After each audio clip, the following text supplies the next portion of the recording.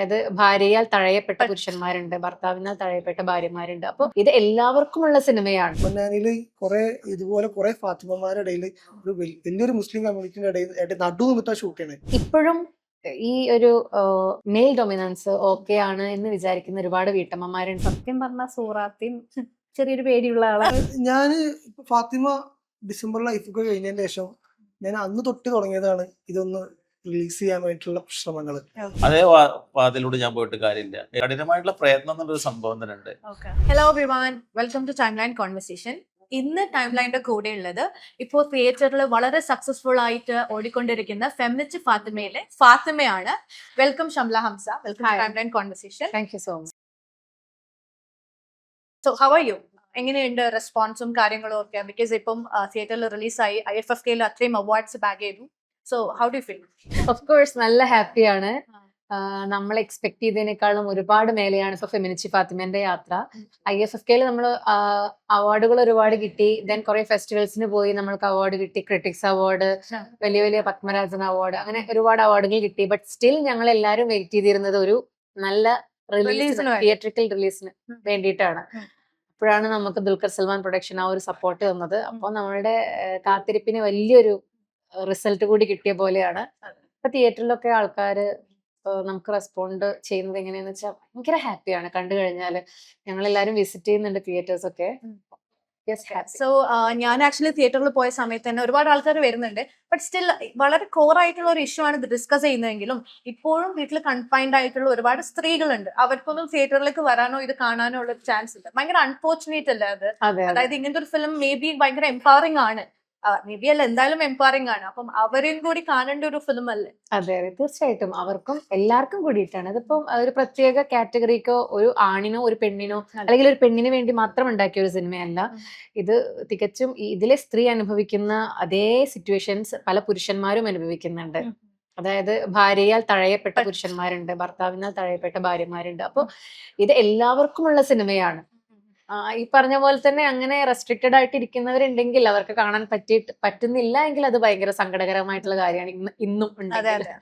അപ്പം നമ്മുടെ ശരിക്കും ഒരു വുമന്റെ വേർത്ത് എപ്പോഴാണ്, ആ ഒരു വേർത്ത് എപ്പോഴാണ് നമ്മൾ മനസ്സിലാക്കുന്നത്? നമ്മൾ നമ്മളായിട്ട് നമ്മുടെ ലൈഫിനെ എൻജോയ് ചെയ്യാൻ തുടങ്ങുമ്പോൾ, സെയിം ഫ്രീഡം നമ്മൾ എൻജോയ് ചെയ്യാൻ തുടങ്ങും അല്ലേ? നമ്മൾ നമ്മുടെ ലൈഫ്, നമ്മുടെ ഫ്രീഡം നമുക്ക് കിട്ടേണ്ടിയിരുന്ന കാര്യങ്ങൾ കിട്ടുമ്പോ, അല്ലെ, നമ്മുടെ അടുത്ത് അത് നിഷേധിക്കുമ്പോ നമുക്ക് എന്തിനാണ് ഒരാളത് നമ്മളിൽ നിന്ന് എടുക്കുന്നതെന്ന് തോന്നും. പക്ഷെ നമ്മളുടെ എല്ലാം നമ്മൾ അനുഭവിക്കേണ്ടതൊക്കെ നമുക്ക് കിട്ടുമ്പോ ഒരു സന്തോഷം. ഇപ്പോ ഇതിൽ പേട്രിയാർക്കിനെ കുറിച്ച് ഡിസ്കസ് ചെയ്യുന്നുണ്ടെങ്കിലും അത് നോർമലൈസ് ചെയ്യുന്ന ഒരുപാട് സ്ത്രീകളുണ്ട്. അതായത് മെയിൽ ഡോമിനൻസിനെ ഗ്ലോറിഫൈ ചെയ്യും, അതുപോലെ പേട്രിയാർക്കിനെ ഇതൊക്കെ നോർമൽ ആണല്ലോ എന്ന് വിചാരിക്കുന്ന ഒരുപാട് സ്ത്രീകളുണ്ട്. അതെ. അപ്പോ ഈ ഒരു കഥ കേട്ട സമയത്തൊക്കെ എനിക്കിത് ഭയങ്കര റിലേറ്റബിൾ ആണ്. മേ ബി നമ്മുടെ സമൂഹത്തിൽ നടക്കുന്ന കാര്യങ്ങളാണ്. അപ്പം അത് ഈ ഒരു സ്റ്റോറിയിലേക്ക് എത്തിയപ്പോൾ എന്ത് തോന്നി? ഓക്കെ, ഇത് എന്തായാലും പോർട്രേ ചെയ്യണം, മേ ബി റിഫ്ലക്ട് ചെയ്യാനുള്ള ഒരു ചാൻസ് ഉണ്ടെന്ന് തോന്നി, അല്ലെങ്കിൽ ഹെസിറ്റേഷൻ ഉണ്ടായിരിക്കും? ഓക്കെ, ഇത് കഴിഞ്ഞാൽ ഇതിന്റെ ബാക്ക്ലാഷ് ഉണ്ടാവോ എന്നുള്ളൊരു ഹെസിറ്റേഷൻ എനിക്ക് തീർച്ചയായിട്ടും ഉണ്ടായില്ല. ആക്ച്വലി ഞാൻ എപ്പോഴും ആലോചിക്കും, ഞാൻ എന്തുകൊണ്ട് എന്നോട് നന്ദി പറയുന്നില്ല എന്ന്. ബിക്കോസ് എന്റെ മോൾ ഉണ്ടായിട്ട് ഒരു 3rd മന്ത് ആയപ്പോഴാണ് ഫാസില് കഥ പറയുന്നത്. 6th മന്ത് ആവും വരെ വെയിറ്റ് ചെയ്യാം, ബിക്കോസ് എനിക്ക് അവളെ ടേക്ക് കെയർ ചെയ്യണം. പിന്നെ ബാക്ക് പെയിന്, നമ്മുടെ പോസ്റ്റ്മോർട്ടം, അങ്ങനത്തെ കാര്യങ്ങളൊക്കെ ഉണ്ടല്ലോ. Then I decided to do this movie. അപ്പോ ശരിക്കും ഞാൻ എന്നോട് നന്ദി പറയണം. സ്വയം ജീവിതത്തിൽ ചെയ്തുകൊണ്ടിരുന്ന ഒരു കാര്യം തന്നെയാണ് ഫിലിമിലും ചെയ്തുകൊണ്ടിരുന്നത്. കുട്ടികളെ ജഗിൾ ചെയ്യുന്നതും അതെല്ലാ കാര്യങ്ങളും. ശരിക്കും ആ ഒരു കാര്യം കൂടുതൽ എഫേർട്ട് ഇടേണ്ട ആവശ്യം വന്നിട്ടുണ്ടാവില്ല അല്ലെ? ഇത് ഫിസിക്കൽ അപ്പിയറൻസ് എന്ന് പറഞ്ഞാൽ നല്ല തടി ഉണ്ടായിരുന്നു. But as the character Feminichi Fathima is very different from എന്റെ അടുത്ത് നിന്ന്. ഭയങ്കര ഡിഫറെന്റ് ആണ് ഞാനും ഫെമിനിച്ചി ഫാത്തിമയും. പിന്നെ പറയാനുള്ളത് ഈ പറഞ്ഞ പോലെ തന്നെ ഇപ്പോഴും ഈ ഒരു മെയിൽ ഡൊമിനൻസ് ഓക്കെ ആണ് എന്ന് വിചാരിക്കുന്ന ഒരുപാട് വീട്ടമ്മമാരുണ്ട്. ലൈക്ക് ഞാനിപ്പോ ഞങ്ങളുടെ വീഡിയോത്തിന്റെ തന്നെ ഒരു കമന്റിന്റെ താഴെ, അതായത് ഞാൻ IFFK കഴിഞ്ഞ് മാതൃഭൂമിക്ക് എന്തിനോ ഒരു ബൈറ്റ്, അതിന്റെ താഴെ ഉണ്ട് എങ്ങനെ, എടി നീ എന്താ വിചാരിച്ചേക്കുന്നത്, അങ്ങനെ പറഞ്ഞിട്ട്. ലൈക്ക് അങ്ങനെയാവണം സ്ത്രീകൾ, അങ്ങനെ ഭർത്താവിനെ നോക്കി നടക്കുന്നവരാവണം സ്ത്രീകൾ. ഞാൻ ആക്ച്വലി നമ്മളൊരു മെസ്സേജാണ് കൊടുക്കുന്നത്. ഞാൻ പറയുന്നത് എന്താന്ന് വെച്ചാൽ ഇത് സ്ത്രീകൾക്കും പുരുഷന്മാർക്കും അപ്ലിക്കബിൾ ആണ്. പറഞ്ഞ പോലെ തന്നെ പുരുഷന്മാരും ഒരുപാട് കഷ്ടപ്പെടുന്നവരുണ്ട്. എല്ലാവരും അവരുടെ ഫ്രീഡം എൻജോയ് ചെയ്യുക, അത്രേ ഉള്ളൂ. അല്ലാണ്ട് നമ്മളിങ്ങനെ താഴ്ത്തിയിട്ട് ഒരാളെ നമ്മുടെ മേലെ ചവിട്ടിയിട്ട് അതെ അയാള് ഉയർന്നു പോയിട്ട് കാര്യമില്ല. അതെ. ഇപ്പം 1001 നുണകളിലും അഭിനയിച്ചിട്ടുണ്ട്. ഇപ്പം ഉം. ഫെമിനിസ്റ്റ് ഫാത്തിമ വന്നു. ഇനി ഒരു നെക്സ്റ്റ് മൂവിനെ കുറിച്ച് ചിന്തിക്കുന്നുണ്ടോ? അല്ലെങ്കിൽ എങ്ങനെയാണ് ഏതൊരു ക്യാരക്ടറെ ആയിരിക്കും ഞാൻ പോർട്രേ ചെയ്യാൻ ആഗ്രഹിക്കുന്നതെന്ന് തോന്നിയിട്ടുണ്ട്? തീർച്ചയായിട്ടും എനിക്ക് ആഗ്രഹമുണ്ട്. എനിക്ക് രണ്ടിൽ നിന്നും ഇപ്പൊ 1001 നുണകളിലും ഒരു അമ്മയായിരുന്നു, ബട്ട് പ്രഗ്നന്റ് ആണ്. പിന്നെ ഇതിൽ നിന്നും വേറൊരു ഡിഫറെന്റ് കുറച്ച് കുശുമ്പുള്ള ഒരു സ്ത്രീയാണ് അതില്. കുശുമ്പ് മീൻസ് സ്നേഹം കൊണ്ടുള്ള ഒരു കുശുമ്പ്. ഇതിൽ എന്ന് പറഞ്ഞ ഒരു നിഷ്കളങ്കയായിട്ടുള്ള ഒരു വീട്ടമ്മ. എനിക്ക് ഇതിന്നൊക്കെ മാറി ഭയങ്കര ഡിഫറെന്റ് ആയിട്ടുള്ള ഒരു ക്യാരക്ടർ ചെയ്യണം എന്ന് ആഗ്രഹമുണ്ട്. Okay okay, let it come, let it happen. Yes, yes. പിന്നെ ഈ ബെഡിന്റെ കാര്യം എനിക്ക് ചോദിക്കാതിരിക്കാൻ വയ്യ. Because കൂടുതലും അതിങ്ങനെ ചുമന്ന് നടക്കുന്ന ആക്ച്വലി ഒരു സിമ്പിൾ ബെഡ് ആണെങ്കിലും അതിന്റെ ഒരു പേട്രിയാർക്കിന്റെ വെയിറ്റ് ആണ് നിങ്ങൾ കൊണ്ടു നടക്കുന്നത്. ശരിക്കും ഷൂട്ട് ചെയ്യുന്ന സമയത്ത് ആ ബെഡ് എത്ര വെയിറ്റ് ഉണ്ടായിരുന്നു? ആ ബെഡ് ആക്ച്വലി ഞങ്ങളുടെ സെറ്റിൽ ഒരു 3 ആൾക്കാര് ഒരുമിച്ച് പൊക്കി കൊണ്ടുവന്ന ബെഡാണ്. ഓക്കെ. ആ ബെഡ് ഒറ്റയ്ക്ക് ഞാൻ എടുത്തതിൽ ഞാൻ അഭിമാനിക്കുന്നു. പിന്നെ ഒരുപാട് സീൻസ് ഉണ്ടല്ലോ bed ഒരുപാട് സീൻ ഉണ്ട്. ആദ്യമൊക്കെ കുറച്ച് ബുദ്ധിമുട്ടുണ്ടായിരുന്നു. പിന്നെ അത് നമ്മള് ജിമ്മിനൊക്കെ വർക്ക്ഔട്ട് ചെയ്ത വെയിറ്റ് ലിഫ്റ്റ് ഒക്കെ ഈസി ആയില്ലേ, അതുപോലെ ലാസ്റ്റ് ഒക്കെ ആയപ്പോ ഓക്കെ ആയി. ഓക്കെ പിന്നെ അതിന്റെ വെയിറ്റ് കുറയ്ക്കാൻ തോന്നിയില്ല, കാരണം നമ്മുടെ എക്സ്പ്രഷൻ എല്ലാം മാറും. ഓക്കെ. അപ്പൊ വെയിറ്റ് ലിഫ്റ്റ് ചെയ്യുമ്പോഴൊക്കെ ആക്ഷൻ ഒക്കെ കാണിക്കേണ്ടി വരും, മുഖത്തെ എക്സ്പ്രഷൻ ഒക്കെ വാരിക്കോരി ഇടേണ്ടി വരും. ഓക്കെ, ടേക്സ് പോയിട്ടുണ്ടായിരുന്നോ അല്ലെങ്കിൽ അത് പെട്ടെന്ന്? ഇങ്ങനെ ടേക്സ് പോയിട്ടുണ്ടായിരുന്നു. ഓക്കെ. ഒരു സ്റ്റെപ്പിന്ന് മേലോട്ട് കേറുന്ന ആഹാ. ഭാഗമുണ്ട്, അത് വേഗം എടുക്കാൻ പറ്റി. പക്ഷെ ചില സമയത്തൊക്കെ നമുക്ക് ടേക്സ് പോയിട്ട് വന്നിട്ടുണ്ട്. സെയിം ബെഡ് ചുമന്ന് കുറെ ദൂരം പോയി തിരിച്ചു വന്ന് അതേപോലെ വീണ്ടും പോയി. ഓക്കെ. ഇപ്പോ ഞാൻ ഇന്റർവ്യൂലൊക്കെ കേട്ടിട്ടുണ്ടായിരുന്നു. അപ്പം അവര് പറഞ്ഞിട്ടുള്ളത്, അതായത് നമുക്കിത് ഒരു അവാർഡ് കിട്ടിയിട്ടില്ലെങ്കിലും ഫാസിൽ മുഹമ്മദിന് ഒരു അവാർഡ് കിട്ടണം എന്നുള്ളത്. ബിക്കോസ് അത്രയ്ക്ക് ഭയങ്കര ഈസി ആയിരുന്നു വർക്ക് ചെയ്യാൻ വേണ്ടി. ആ ഒരു കമരാഡറി ഭയങ്കര അടിപൊളിയായിരുന്നു എന്ന് കേട്ടിട്ടുണ്ട്. ആസ് എ ഡയറക്ടർ എങ്ങനെയായിരുന്നു ഇത് സ്റ്റോറി നറേറ്റ് ചെയ്യുമ്പോഴും ഷൂട്ട് ചെയ്യുമ്പോഴും? ഫാസിൽ ഭയങ്കര ഈസി ഗോയിങ് ആണ്. പിന്നെ നമ്മളെ ഒരിക്കലും നമ്മളിങ്ങനെ ഷീസ് എ ഡയറക്ടർ ആൻഡ് നമ്മളിങ്ങനെ പ്രഷർ ഒന്നും തരില്ല. ഓക്കെ. ആക്ച്വലി ആ ലൊക്കേഷനിലുള്ള ഒട്ടുമിക്ക ആളുകളും ഈ സിനിമയിൽ അഭിനയിച്ചിട്ടുണ്ട്. കുട്ടികളൊക്കെ അത് കൂടെ പോവാണെങ്കിൽ ഫസ്റ്റ് വാ ഒരു സീൻ അഭിനയിച്ചിട്ട് പോവാം. ലൈക്ക് ഞാനൊക്കെ ഒരു എന്റെ ചെറിയ മോൻ ആ ക്യാരക്ടർ അംഗനവാടിയിൽ കൊണ്ടാക്കി വരുന്ന ഭാഗത്തൊക്കെ ഫാസില് ഒരു പയ്യനെ കൂടെ പോകുമ്പോ വാ ഒന്ന് ബ്രഷ് ചെയ്തിട്ട് ഇവിടെ ഇരിക്കുന്ന പറയും. അങ്ങനെ കുട്ടികളെയും അവിടുത്തെ ആൾക്കാരെയും ഒക്കെ അഭിനയിപ്പിച്ചിട്ടുണ്ട്. അപ്പൊ it was very easy to work with. Okay. അപ്പൊ ഈ പൊന്നാനിന്റെ സ്ത്രീകൾ കഥയാണ് പറയുന്നത്. അതുപോലെ നമ്മളുടെ നാട്ടിൽ അല്ലെങ്കിൽ നമ്മൾ നേരിട്ട് കാണുന്ന ഒരുപാട് സ്ത്രീകളുണ്ട്. ഷംല എപ്പോഴെങ്കിലും സംസാരിക്കാനോ അല്ലെങ്കിൽ അതായത് അവർ ഇനിഷ്യേറ്റീവ് എടുത്തിട്ട് നമ്മളുടെ വേർഡ്സ് നമ്മൾ മനസ്സിലാക്കണം എന്ന് തോന്നിയിട്ട് ആരെങ്കിലും കമ്മ്യൂണിക്കേറ്റ് ചെയ്യാൻ പോയിട്ടുണ്ടോ ഫിലിം ഒക്കെ വരുന്നതിന് മുന്നേ? ഇത് ആക്ച്വലി ഇപ്പോ നമ്മുടെ ഉമ്മമാര് അവരും അനുഭവിച്ചിട്ടുണ്ട്. അതിന്റെ വേറൊരു വേർഷൻ ഇപ്പൊ ജീവിക്കുന്നവരും അനുഭവിക്കുന്നുണ്ട്. അപ്പം ഇപ്പൊ എന്റെ കുറച്ച് ഫ്രണ്ട്സിനോട് എനിക്ക് പറയേണ്ടി വന്നിട്ടുണ്ട്, ലൈക്ക് എന്തിനാണ് ഇങ്ങനെ നമ്മളുടെ ഇഷ്ടം മാറ്റി വെച്ചിട്ട് വേറൊരാൾക്ക് വേണ്ടി പോയിട്ട് എന്താ കാര്യം, കുറച്ച് കഴിഞ്ഞാൽ നിങ്ങൾ രണ്ടുപേരും സെപ്പറേറ്റ് ആവും. അങ്ങനെ പോയാല് കുറെ അവനവന്റെ ഇഷ്ടം മാറ്റി വെച്ച് ഇന്നത്തെ കാലത്ത് സെപ്പറേറ്റ് ആവും. പക്ഷെ പണ്ട് അങ്ങനെയല്ല. പണ്ട് മാറ്റി വെച്ചാലും ഈ ഫാത്തിമേനെ പോലെ എല്ലാം സഹിച്ച് മരിക്കുന്നത് വരെ അവരുടെ കൂടെ തന്നെ ജീവിക്കും. പക്ഷെ ഇന്നെന്ന് പറയുമ്പോൾ ഡിവോഴ്സ് എന്ന് പറഞ്ഞൊരു സംഭവം ഉണ്ട്, അതിലേക്ക് എത്തും ലാസ്റ്റ്. അപ്പൊ ഇന്നത്തെ കാലത്ത് എനിക്ക് സംസാരിക്കേണ്ടി വന്നിട്ടുണ്ട് എന്റെ ഫ്രണ്ട്സിനോട്. ഇതിലിപ്പം റിലിജനെ മിസ്ഇന്റർപ്രറ്റ് ചെയ്യുന്ന രീതിയാണ് ഫാസിൽ കാണിച്ചിട്ടുള്ളത്. You did not slam religion. അതേപോലെ തന്നെ ഇപ്പൊ സമൂഹത്തിൽ തെറ്റിദ്ധരിക്കപ്പെടുന്ന ഒന്നാണ് ഫെമിനിസം എന്ന് പറയുന്നത്. അതിന്റെ കോർ അല്ലെങ്കിൽ ഫൗണ്ടേഷൻ ആണ് ഫെമിനിസ്റ്റ് ഫാത്തിമയുടെ കാണിച്ചത്. How do you look at feminism? അത് അത്രത്തോളം ഇമ്പോർട്ടന്റ് ആണ് ഈ ഒരു ഇറയിൽ പോലും. ആക്ച്വലി ഈ സിനിമ ഒരു റിലീജിയന് വേണ്ടി മാത്രം ഉണ്ടാക്കിയ സിനിമയല്ല. എനിക്ക് തോന്നുന്നു അതൊരു വലിയ തെറ്റിദ്ധാരണയുണ്ടെന്ന് തോന്നുന്നു. ഈ സിനിമയിൽ ഫാസിൽ ഈ ഒരു കമ്മ്യൂണിറ്റിന്ന് ഈ സിനിമ ചെയ്യാൻ കാരണം ഏറ്റവും ഈസി ആയിട്ട് ഫാസിലിനും എനിക്കും ഇതിലെ ക്രൂവിനും പറയാൻ പറ്റും. കാരണം ഞങ്ങൾ നിന്ന ലൊക്കാലിറ്റിന്റെ ചുറ്റുഭാഗം എന്ന് പറയുന്നത് ഇങ്ങനെ കുറച്ച് പേരുള്ളത് കൊണ്ടാണ്. അപ്പൊ അത് ഈ കമ്മ്യൂണിറ്റിയിൽ നിന്നുകൊണ്ട് പറയാൻ ആ ഒരു സ്റ്റോറി എളുപ്പമായത് കൊണ്ടാണ് അത് തെരഞ്ഞെടുത്തത്. അതെല്ലാം നമ്മൾ വേറൊരു കമ്മ്യൂണിറ്റി വെച്ച് പറഞ്ഞ ഇതിന് വേറൊരു രീതിയിലായിരിക്കും ഇതിന് ബാക്ക്ലാഷ് വരുന്നത്. അപ്പം യെസ്, അതുകൊണ്ട് ഇത് ഒരു പ്രത്യേക റിലീജിയന് വേണ്ടിയിട്ടുള്ള മൂവി അല്ല, എല്ലാവർക്കും കാണാൻ പറ്റുന്ന, എല്ലാവർക്കും ആസ്വദിക്കാൻ പറ്റുന്ന ഒരു സിനിമയാണ്. ഇതിൽ എന്ന് പറഞ്ഞാൽ കാണാൻ വന്നവരും എല്ലാവരും വന്നിട്ടുണ്ട്. എല്ലാ കമ്മ്യൂണിറ്റിയിലുള്ള ആൾക്കാരും അത് കണ്ടിട്ടുണ്ട്. അതും വളരെ സറ്റൈറിക്കൽ രീതിയിലാണ് എടുത്തുള്ള ഒക്കെ ഒരുപാടുള്ള ഒരു മൂവിയാണ്. അപ്പം മൈ ലാസ്റ്റ് ക്വസ്റ്റ്യൻ, സ്ത്രീകൾ അതായത് ഒരു എസ്പെഷ്യലി ഒരു ഫിലിം ഇൻഡസ്ട്രിയിൽ വർക്ക് ചെയ്യുന്ന സമയത്ത് അവരോട് മാത്രം ചോദിക്കപ്പെടുന്ന ഒരു ക്വസ്റ്റ്യൻ ആണ്, how do you ജഗിൾ with children, film അല്ലെങ്കിൽ അഭിനയം? ഇപ്പം ദീപിക പതുകൊണ്ട് വരെ 8 hours വർക്ക് ചെയ്യണം എന്ന് ചോദിച്ചപ്പോൾ പീപ്പിൾ ഡിഡ് നോട്ട് അലോ. പക്ഷേ പുരുഷന്മാർക്ക് ആ പ്രശ്നമില്ല. അവരുടെ ക്വസ്റ്റ്യൻ ചോദിക്കുന്നില്ല. മേ ബി അവർക്ക് അത് അലോ ചെയ്യുന്നുണ്ട്.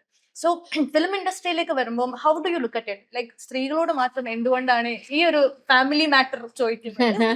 എനിക്ക് ഫിലിം ഇൻഡസ്ട്രിയിൽ മാത്രം നല്ലത് തോന്നിയിട്ടുണ്ട്. എല്ലാ ഇൻഡസ്ട്രിയിലും അങ്ങനെ ചോദിക്കുന്നുണ്ട്. അത് നമ്മൾ പറയില്ല, ഷെയറിങ് ഈസ് കെയറിങ്. അങ്ങനെ ഒരു നമ്മുടെ ഭാരങ്ങൾ നമ്മുടെ പാർട്ട്ണറുമായിട്ട് ഷെയർ ചെയ്യുമ്പം അത് അവർക്കും ഈ ചോദ്യം വരും, തീർച്ചയായിട്ടും വരും. അങ്ങനെ ഷെയർ ചെയ്യാത്തടത്തോളം കാലം ഇത് നമുക്ക് മാത്രമുള്ള ചോദ്യമായിരിക്കും എന്നാണ് എനിക്ക് തോന്നുന്നത്. Anyway, thank you so much. Thank you and so I much. wish you all the best. Thank you. Feminichi Fathima എന്ന ഫിലിമിന്റെ ഡയറക്ടറാണ് Fasil Muhammad. Welcome to timeline conversation.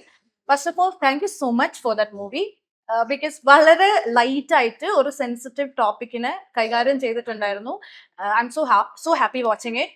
അപ്പം ഇങ്ങനെ ഒരു സ്റ്റോറി ആദ്യം പിച്ച് ചെയ്ത സമയത്ത് എന്തായാലും അതിനെ കുറിച്ച് ചിന്തിച്ചിട്ടുണ്ടായിരിക്കില്ല. ബിക്കോസ് അതൊരു റിലിജനെ കുറിച്ചും അതിലെ കൺസർവേറ്റീവ് ആയിട്ടുള്ള ഒരുപാട് കാര്യങ്ങളും കണക്റ്റഡ് ആണ്.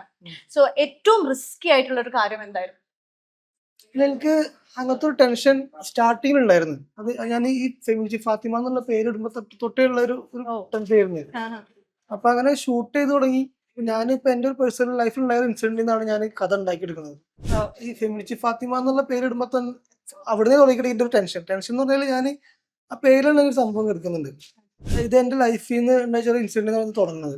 അതായത് ഞാനൊരു പെങ്ങളെ വീട്ടിൽ ഒരു ദിവസം നിൽക്കാൻ പോയിട്ട് രാവിലെ ഞാൻ ഇങ്ങനെ പകുതി ഉറക്കത്തിൽ ഇങ്ങനെ കിടക്കുക സമയത്ത് ഞാൻ ഇങ്ങനെ കേട്ടോണ്ടിരിക്കുന്ന എന്റെ താത്താന്റെ വർത്താനം ചീത്ത പറയാ.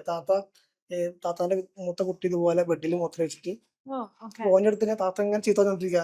അപ്പൊ ആ സമയത്ത് രണ്ട് വാക്കുകൾ താത്ത പറഞ്ഞ എന്റെ മനസ്സിൽ ഇങ്ങനെ തങ്ങിയിരുന്നു. അതായത് മൂത്ത തട്ടിക്കാണ്ട് കൊണ്ടിരിക്കുന്ന ബെഡായിരുന്നു, ഇതിന് മണം പോവില്ല. പിന്നെ ഞാൻ അങ്ങനെ മൈൻഡ് ഇങ്ങനെ കിടക്കുന്നുണ്ട്. പിന്നെ നേരെ എണീറ്റ് ഒന്ന് ജസ്റ്റ് ഒന്ന് പുറത്തേക്ക് വരുമ്പോ താത്ത ഈ ബെഡൊക്കെ ഇങ്ങനെ പൊക്കിയിട്ട് നേരെ പുറത്ത് പോണ്. എന്നിട്ട് രണ്ട് കസേരയൊക്കെ വെച്ച് അതിന്റെ മേലെ ബെഡ് ഇങ്ങനെ വിരിച്ചിടുന്നു. അത് കണ്ടപ്പോ ഞാൻ ഇങ്ങനത്തെ വിഷയം കുറെ മുന്നേ കണ്ടുള്ളതാണ്. എന്റെ ഉമ്മ ഇങ്ങനെ ചെയ്യുന്നതിനെ കണ്ടുള്ളതാണ്. ഈ പഞ്ഞി ഉണക്കാനൊക്കെ അങ്ങനെയൊക്കെ കണ്ടുള്ള. പക്ഷെ ഇത് കണ്ടപ്പോ ഇതും കണ്ടു. പിന്നെ ഞാൻ ഡയലോഗും ഇങ്ങനെ മനസ്സിൽ കിടുന്നുണ്ടെങ്കിൽ പിന്നെ മുപ്പത്തി ഭയങ്കര വിഷമത്തിലാണ് ചെക്കൻ മൂത്രം വെച്ചിരുന്നിട്ടോ. അപ്പൊ എനിക്ക് അവരൊരു ബുദ്ധിമുട്ടും ഇടങ്ങാറൊക്കെ ഇങ്ങനെ മനസ്സിലായി. പിന്നെ ഞാൻ കുറച്ച് കാലങ്ങളായിട്ട് എനിക്ക് തോന്നിയിട്ടുണ്ട് നമ്മളെ കമ്മ്യൂണിറ്റിയിൽ ഒരുപാട് അനാചാരങ്ങൾ അല്ലെങ്കിൽ ഇത് ശരിയാണെന്ന് ധരിക്കുന്ന കുറെ ആൾക്കാർ അല്ലെങ്കിൽ കുറെ പേര് പറ്റിക്കപ്പെടുന്നുണ്ട് മതത്തിന്റെ പേരിൽ. അപ്പൊ ഇത്തരം കാര്യങ്ങളൊന്ന് പ്രതികരിക്കണം എന്ന് ഞാൻ മനസ്സുകൊണ്ട് ഞാൻ ആഗ്രഹിച്ചിട്ടുണ്ട്. ഞാൻ ചില കാര്യങ്ങളൊക്കെ കാണുമ്പോൾ എന്താ പറയുക ഇങ്ങനെ എത്ര മണ്ടന്മാരാണോ എന്ന് ഞാൻ ചിന്തിക്കാറുണ്ട്. അപ്പോ അത്തരം കാര്യങ്ങളൊന്ന് പ്രതികരിക്കണം എന്ന് ആഗ്രഹം ഉണ്ടായിരുന്നു. അപ്പൊ അതൊക്കെ കൂടിയിട്ട് ഇതിൽ പ്ലേസ് ചെയ്യാവുന്ന രീതിയിലാണ് ഇങ്ങനെ ഒരു പിന്നെ എന്റെ ലൈഫിൽ നമ്മൾ കാണുന്ന കാര്യങ്ങളൊക്കെ ഉൾപ്പെടുത്തിയിട്ടാണ് അതിനെ ചെയ്തത്. ഈ ഫെമിനിറ്റി എന്നുള്ള വാക്കിനെ ഞാനത് ഭയങ്കര പോസിറ്റീവായിട്ട് എടുത്തുള്ളൂ. ഫെമിനിറ്റി എന്നുള്ള വാക്കിന് അപ്പൊ ആ പോസിറ്റീവ്നെസ് നിർത്തിക്കൊണ്ട് ആ പേരിന് ഒരു ഇത് കൊടുക്കണം എന്നുള്ളതായിരുന്നു അതിന്റെ ഒരു ക്ലൈമാക്സ് ഉണ്ട്. പിന്നെ എനിക്ക് ഈ ടെൻഷൻ എനിക്ക് ഇത്തരത്തിലുള്ള ഒരു വേറെ പ്രശ്നങ്ങളോട്ട് വരുമോ എന്നുള്ള ടെൻഷൻ ഒരു പരിധിവരെ ഉണ്ടായിരുന്നു. പക്ഷെ ഞാൻ ഈ പൊന്നാനിലെ ഷൂട്ട് ചെയ്യണത്. പൊന്നാനിയില് ഇതുപോലെ കുറെ ഫാത്തിമമാരുടെ ഇടയിൽ ഒരു വലിയൊരു മുസ്ലിം കമ്മ്യൂണിറ്റിന്റെ ഇടയിൽ നടു നിന്നിട്ടാണ് ഷൂട്ട് ചെയ്യണത്. ഇതിന് ചുറ്റും ഇതിന്റെ ഒപ്പം നിൽക്കുന്നതൊക്കെ താത്തന്മാരാ. നമ്മൾ വളരെ ലേറ്റ് ആയിട്ട് ഷൂട്ട് ചെയ്തത്. 5 പേര് ഞങ്ങൾ കൂടുതലുണ്ടായിരുന്നുള്ളൂ. അപ്പൊ നമ്മുടെ ബാക്കിയുള്ള സഹായിക്കുന്ന ആൾക്കാരും ഫുഡ് വെച്ചിരുന്ന താത്തന്മാരും എല്ലാരും താത്തന്മാരാ. ഇതുപോലത്തെ ഫാത്തിമമാരാ. അപ്പൊ ഇവരുടെ നമ്മൾ ഷൂട്ട് ചെയ്യുമ്പോൾ ഞാനൊരു സീൻ ഇപ്പൊ ഇതുപോലത്തെ ഒരു സീൻ ഒരു മൗലികമായിട്ടുള്ള സീനുണ്ട്. അപ്പൊ അതൊരു ആക്ഷേപാത സീനാണ്. ഈ സീൻ ഞാൻ ഷൂട്ട് ചെയ്യണം. ഈ സീൻ ഷൂട്ട് ചെയ്യുമ്പോൾ ഞാൻ ജൂനിയർ കുറച്ച് താത്തമാർ ഇരിക്കണം. ഞാൻ ഇവിടുത്തെ താത്തമാരെ വിളിച്ചിട്ട് എത്തിയത് നിങ്ങൾ വരുന്ന പറഞ്ഞിട്ട്. അപ്പൊ എല്ലാവരും എല്ലാവരും പറഞ്ഞു ഞങ്ങൾ മുഖം കാണിക്കരുതിട്ടാറ്. ഇല്ല മുഖമൊന്നും കാണിക്കില്ല, നിങ്ങൾ ക്യാമറ ബാക്കിൽ ഉണ്ടാവുള്ളൂ, ആരെ മുഖം കാണണ്ട വെച്ചിട്ട്. അങ്ങനെ എല്ലാവരും വന്നിരുന്നപ്പോ ആ സീനോടെ ഷൂട്ട് ചെയ്യുമ്പോൾ ഇവര് ചിരിക്കുക ചെയ്യണേ. കാരണം എന്താ ഇത് നമുക്ക് പറ്റിയ മണ്ടത്തരമാണല്ലോ, എനിക്ക് ഇങ്ങനെ പറ്റിയല്ലോ എന്ന് പറഞ്ഞിട്ട് അവരത് റിയലൈസ് ചെയ്തിട്ട് ചിരിക്കുകയാണ് ചെയ്യുന്നത്. അപ്പൊ എനിക്ക് മനസ്സിലായി ഇതിന് പറഞ്ഞിട്ടുള്ള അല്ലെങ്കിൽ നമ്മൾ വിമർശിക്കപ്പെടേണ്ട കാര്യങ്ങളൊക്കെ ഇവർക്കത് തിരിച്ചറിയപ്പെടും, ഇവരത് തിരുത്താൻ ശ്രമിക്കും, അല്ലെങ്കിൽ ഇവർക്ക് ഇങ്ങനെ മണ്ടത്തരം പറ്റിയല്ലോ എന്നൊക്കെ അവർ തിരിച്ചറിയുന്നുള്ള ഒരു പ്രതീക്ഷയാണ് പിന്നെ ഉണ്ടായിട്ടുള്ളത്. പിന്നെ ഞാൻ ഓരോ സീന് ഷൂട്ട് ചെയ്യുമ്പോഴും ഞാൻ ഈ താത്തമാരെ മുഖത്ത് നോക്കും. ഇവരെ റിയാക്ഷൻ എന്താ, അവരൊക്കെ ആസ്വദിക്കുകയും ഇവരെ അതിനെ തിരിച്ചറിയുകയും ചെയ്യുന്നുണ്ട്. അപ്പൊ എനിക്ക് വേറെ രീതിയിലോട്ട് പിന്നെ എന്റെ വീട്ടുകാര് പടം കണ്ട്, ഉമ്മ കണ്ട്, താത്ത ഉണ്ട്, ഇവരൊക്കെ ഇവരൊന്നും ഒന്നും പറഞ്ഞില്ല. അത് മതി എല്ലാരും എല്ലാം നമ്മൾ കാണും, പക്ഷെ നമ്മൾ നോർമലൈസ് ചെയ്യപ്പെടുന്നില്ല ഈ കാര്യങ്ങൾ. ആ, ഓക്കെ, പേട്രിയാർക്കി നമ്മളെ ജീവിതത്തിൽ നടക്കുന്ന കാര്യം, പക്ഷെ നമ്മൾ നോർമലൈസ് ചെയ്യപ്പെടാണ്. ഇപ്പം ഈ ഒരു ഫിലിം ഇറങ്ങിയിട്ടുണ്ടെങ്കിലും ഐ തിങ്ക് ഒരുപാട് സ്ത്രീകൾക്ക് ഇതിപ്പോ കാണാൻ പോലുള്ള ഒരു മീഡിയം ഇല്ല. ഉം. അവര് പുറത്ത് പോയി തിയേറ്ററിലൊന്നും പോകുന്ന ആൾക്കാരായിരിക്കില്ല. അപ്പൊ ഇപ്പോഴും വളരെ ബേസിക് ആയിട്ടുള്ള റൈറ്റ് കിട്ടാത്ത സ്ത്രീകള് നമ്മുടെ ഇടയിലുണ്ട്. അപ്പം ഈ ഒരു എംപവറിംഗ് മൂവി വരുമ്പം റിലീജിയനെ കണക്ട് ചെയ്തിട്ടാണ് കാണിച്ചിട്ടുള്ളത്. But you did not slam the religion. ഉം. അതെങ്ങനെയാണ് ആൾക്കാർ മിസ്ഇന്റർപ്രറ്റ് ചെയ്തത് എന്നാണ് കാണിച്ചിട്ടുള്ളത്. ആ. അപ്പൊ ആ ഒരു വിമർശനങ്ങൾ എങ്ങനെയായിരുന്നു നേരിട്ടത്?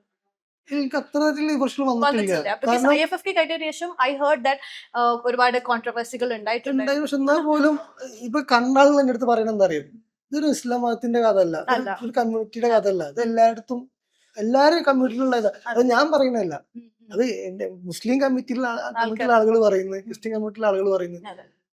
പിന്നെ അപ്പൊ ഇവരത് പിന്നെ ഞാനിത് എന്തുകൊണ്ട് ഇസ്ലാം കമ്മ്യൂണിറ്റിയിൽ ചെയ്തു, എന്റെ കമ്മ്യൂണിറ്റിയിൽ ചെയ്തിട്ട് എനിക്ക് പരിചയമുള്ള പരിസരം അതാണ്. Okay. അപ്പൊ ഞാൻ എന്റെ ഉമ്മാനെ ഇതുപോലെ ഞാൻ എന്റെ ഉമ്മയൊക്കെ എന്റെ വീട്ടിൽ മൊത്തം സ്ത്രീകളാണ്. Yeah. ഇവരിടയിൽ ഇരുന്നിട്ട് ഞാൻ Okay. അപ്പൊ എനിക്ക് അറിയാലോ. അപ്പൊ ഞാൻ ആ കമ്മ്യൂണിറ്റിയിൽ നിൽക്കുമ്പോ ഞാൻ പിന്നെ വേറെ കമ്മ്യൂണിറ്റി ചെയ്യേണ്ട ആവശ്യം എനിക്കില്ലല്ലോ. And there were visible dialogues. അതിൽ തന്നെ പറയുന്നുണ്ടല്ലോ, ആ പ്ലോട്ട് നോക്കാൻ വരുന്ന സമയത്തൊക്കെ അതെങ്ങനെയാണ് ആൾക്കാർ റിലീജിയനെ മിസ്ഇന്റർപ്രറ്റ് ചെയ്തതാണ് കാണിക്കുന്നത്. അപ്പൊ ഞാൻ മനസ്സിലായി, ഈ സ്ത്രീകളാണ് ഈ എല്ലാ മതത്തിലും ഈ അനാചാരങ്ങള് അതിന്റെ ഏറ്റവും ഏറ്റവും Victims. അലമ്പായിട്ടുള്ള അവസ്ഥകൾ അനുഭവിക്കുന്നത് കൂടുതൽ സ്ത്രീകളാണല്ലോ. അതെ. അപ്പൊ അത്തരം കാര്യങ്ങളൊക്കെ ഒന്ന് ആളുകൾ തിരിച്ചറിയണം എന്നുള്ളതാണ്. പക്ഷെ ഇപ്പൊ ഒരു മാൻ ഇങ്ങനെ ഒരു മൂവി ചെയ്യുന്ന സമയത്ത് ഒരുപാട് ഇതിനെ കുറിച്ച് അവെയർ അല്ലാത്ത മെൻ തന്നെ ഉണ്ട്. അതായത് ഫെമിനിസം എന്ന് പറയുമ്പോൾ എന്തോ ടെററിസം എന്ന് പറയുന്ന മാതിരി അതിനെ കാണുകയും അല്ലെങ്കിൽ അത് വേറെന്തോ എന്ന രീതിയിലുള്ള മാതിരി ചിന്തിക്കുകയും ചെയ്യുന്ന ആ ഒരു തരം പുരുഷന്മാരോട് എന്ത് മെസ്സേജ് ആണ് പറയാനുള്ളത്? മൂവി തന്നെ മെസ്സേജ് ആണ്. മെസ്സേജാണ് ഞാൻ ഏറ്റവും ബേസിക് ആയിട്ടുള്ള കാണിച്ചിട്ടുള്ളത്. അതൊരു ഫെമിനിസം, തുല്യത, ഇതൊക്കെ സ്റ്റാർട്ട് ചെയ്യണ പോയിന്റ് ആണ് ഫാത്തിമയിൽ കാണിച്ചിട്ടുള്ളത്. ഇവിടുന്ന് അങ്ങോട്ട് ഫാത്തിമക്ക് എന്തും ചെയ്യാം. അതായത് ഫാത്തിമക്ക് ശരിയാന്ന് തോന്നുന്ന കാര്യങ്ങൾ ചെയ്യാനുള്ള ഒരു ഇടമാണ് ഫാത്തിമ ഈ ഫാത്തിമയിൽ സിനിമയിൽ അവസാനം നേടിയെടുക്കുന്നത്. അതാണ് ഫെമിനിസം എന്നാണ് ഞാൻ എന്റെ ബേസിക്കലി. അതായത് ഏറ്റവും സ്ത്രീക്ക് ആദ്യം വേണ്ട ഇപ്പൊ ഫാത്തിമയിൽ ചെയ്ത സംഭവമാണ്. ഞങ്ങൾക്ക് എന്തും ചെയ്യാം. പിന്നെ ഇപ്പൊ ഈ ഒരു പടം കണ്ട ഒരാളിന്റെ അടുത്തെന്ന് പറഞ്ഞ് മുസ്ലിം കമ്മ്യൂണിറ്റിയിലുള്ള ആളുകൾ തന്നെ അല്ലെങ്കിൽ ആണുങ്ങൾ തന്നെ കൈയടിക്കപ്പെടുന്ന സിനിമ എന്നുള്ള പിന്നെ സ്ത്രീകൾക്ക് അപ്പുറത്ത് ആണുങ്ങൾ ഇതിന് കൈയടിക്കുന്നുണ്ട്. അതൊക്കെ അവരുടെ ഞാൻ ഇന്നലെ തിയേറ്ററിൽ പടം കണ്ടോണ്ടിരിക്കുക. അപ്പൊ ഒരു ചെറിയ പയ്യൻ, ഒരു 6-7 വയസ്സുള്ള ഒരു പയ്യൻ, നമുക്ക് ഉസ്താദ് ഇങ്ങനെ തിരിച്ചു ഇങ്ങനെ സ്വിച്ച് ഇടണ്ടല്ലോ, സ്വിച്ച് ഇടുന്ന ഇവന് വന്നിട്ട് കൈയടിക്കുക. ഞാൻ നിർത്താണ്ട് കൈയടിക്കുക. അപ്പൊ ഇവന്റെ അപ്പുറത്തുള്ള ഉമ്മ ഇവന്റെ അച്ഛനും അമ്മയുടെ കൈയെ പിടിച്ചിട്ട് ഇപ്പൊ വീണ്ടും കഴിച്ചോണ്ടിരിക്കും. അത് കണ്ടപ്പോ ഭയങ്കര അതിന്റെ അപ്പുറത്തെ എനിക്ക് ആ സ്വിച്ച് ഇട്ടപ്പോ അത് റിയലൈസ് ചെയ്ത് ഇവൻ ഈ പയ്യന് മനസ്സിലായി എന്ത് ഇത് ഇങ്ങനെ അല്ല, ഇതാണ് ഇതിന്റെ ശരിയാണ്, ഞാൻ എന്റെ കാര്യമാണ്. ആ പയ്യന് മനസ്സിലായതുകൊണ്ട് അവനെ കൈയടിച്ചതാ. അത് ആരും ഞാൻ അവനെ നോക്കിക്കൊണ്ടിരിക്കുന്നു. അപ്പൊ ഇതുപോലെ തിരിച്ചറിവുകൾ എന്തായാലും ഈ ആണുങ്ങൾക്ക് എന്തായാലും കിട്ടുന്നുള്ളതാണ്. അവരിതിനെ ഡെഫിനറ്റ്ലി പോസിറ്റീവായിട്ട് എടുക്കാന്നുള്ള ഞാൻ ഉദ്ദേശിക്കുന്നത്. ഓക്കെ, ഇപ്പം ഇങ്ങനത്തെ ഫിലിം ഇപ്പം ജിയോ ബേബിന്റെ ദി ഗ്രേറ്റ് ഇന്ത്യൻ കിച്ചൺ ഉണ്ട്, അതിലും ഒരു സിമിലർ ആയിട്ടുള്ള കാര്യമാണ് പറയുന്നത്. പക്ഷെ നമ്മുടെ ഇപ്പോഴത്തെ കാലഘട്ടത്തിൽ പോലും വളരെ ബേസിക് ആയിട്ടുള്ള ഒരു കാര്യം സംസാരിക്കുക എന്ന് പറയുന്നത് എത്രത്തോളം ഇപ്പോഴും നമ്മൾ അച്ചീവ് ചെയ്തിട്ടില്ല എന്നുള്ളതിന്റെ തെളിവാണ്. അങ്ങനെ അല്ല, നമ്മളിപ്പൊ ഞാൻ ഫാത്തിമ എടുത്തത് എന്റെ കമ്മ്യൂണിറ്റിയിൽ ഭയങ്കരമായിട്ട് വളർച്ച സംഭവിച്ചുള്ളതാണ് നമ്മളെ കമ്മ്യൂണിറ്റി സ്ത്രീകൾ പ്രത്യേകിച്ച്. അപ്പോ എന്റെ പടത്തിൽ തന്നെ ഫർദട്ട എഞ്ചിനീയർ വരുന്നത്, അവിടെ ഒരു സോഷ്യൽ ഇൻഫ്ലുവൻസർ വരുന്നത്. അപ്പൊ ഇന്നത്തെ കാലത്ത് മുസ്ലിം സ്ത്രീകൾ വളരെ ഇപ്പൊ നമ്മൾ ഏറ്റവും വലിയ എക്സാമ്പിൾ മൊബൈൽ ഒന്ന് തുറന്നു നോക്കി കഴിഞ്ഞാല് അല്ലെങ്കിൽ യുവിയിൽ അപ്പൊ അവരൊരു സ്പേസ് ഭയങ്കരമായിട്ട് കാണാം. അപ്പൊ ഇതിന്റെ ഇടയിൽ ഇപ്പോഴും എന്താ പറയാ ഇതുപോലെ പഴയ ചിന്താഗതികള് ആളുകളുണ്ട്. അവരെ പറ്റിയിട്ടാണ് ഞാൻ പറയാൻ ഉദ്ദേശിച്ചത്. ഇതിന് വേറൊരു എക്സാമ്പിൾ, സിമ്പിൾ എക്സാമ്പിൾ പറയുകയാണെന്നുണ്ടെങ്കിൽ ഇപ്പൊ അടുത്ത് നമ്മള് ഒരു വീഡിയോ ഞാൻ കണ്ട്, ഒരു താത്ത മണാലി പോയിട്ട് ഭയങ്കര രസമായിട്ട് സൂറ ഖദീജ വായോ എന്നൊക്കെ പറഞ്ഞിട്ട് വീഡിയോ ഇട്ട്. അപ്പൊ ഒരാള് വന്നിട്ട് പറയണത് അവർ ഇത്ര വയസ്സായിട്ട് പോവാൻ അവർക്ക് ഇതില്ലേ, ഉസ്താദ് വന്നിട്ട് പറയണ. അപ്പൊ അവർക്ക് വീട്ടിലിരുന്നൂടെ? അപ്പൊ ഇത് ഇപ്പൊ ഈ ആളാരാണ് അവരവർ ഏറ്റവും നല്ല മൊമെന്റ്സ് ആയിട്ട് വേറെ ആൾ വന്നിട്ട്. അപ്പൊ ഇത്തരം ചിന്താഗതികൾ ചിന്തിക്കുന്ന ഇത്ര ചിന്താഗതികളാണ് മാറ്റേണ്ടത്. ആ മാറ്റമാണ് ഫാത്തിമ പറഞ്ഞിട്ടുള്ളത്, പറയാൻ ശ്രമിച്ചിട്ടുള്ളത്. ഇപ്പം 1001 നുണകളില് യു വർ ദി എഡിറ്റർ, ആ. എഡിറ്റർ ആയിട്ട് Spot editor ആയിരുന്നു. സ്പോട്ട് എഡിറ്റർ ആയിട്ട് വർക്ക് ചെയ്തു. ആൻഡ് ഇപ്പൊ ഒരു ഡയറക്ടർ, ഒരു ഡെബ്യൂ ഡയറക്ടറിന് ഇത്രയും വലിയൊരു അംഗീകാരങ്ങൾ കിട്ടുക, അല്ലെങ്കിൽ 5 അവാർഡ്സ് നേടുക, അപ്പം അത് ഭയങ്കര, ഇനിയിപ്പം രണ്ടാമത്തെ സിനിമ എടുക്കുമ്പോൾ ഏതൊരു തീം അല്ലെങ്കിൽ എങ്ങനത്തെ ഒരു ജോണറി ആയിരിക്കും എന്ന് ചിന്തിച്ചു തുടങ്ങിയിട്ടുണ്ടോ ഇപ്പോൾ? എനിക്ക് ഭയങ്കര കോൺഫിഡന്റ് ആയിരുന്നു ഈ പടം ചെയ്യുമ്പോൾ. Okay. ഈ പടം ചെയ്ത് കഴിഞ്ഞിട്ട് ഞാൻ IFFK എത്തിയപ്പോൾ ഒരുപാട് റെസ്പോൺസ് കിട്ടി, ആളുകൾ ചിരിച്ച്. അപ്പൊ ഞാനിത് ആ റെസ്പോൺസ് വെച്ചിട്ട് പല ആൾക്കാർ വിളിച്ചു പറഞ്ഞത് എന്നാ പടം റിലീസാവാ. അപ്പൊ ഞാൻ ഒരുപാട് പേര് എന്റെ പടം തിയേറ്ററിൽ കണ്ടു, ഭയങ്കര ഹിറ്റ്, അത്രയും ഇതാവുന്ന പ്രതീക്ഷയിലായിരുന്നു.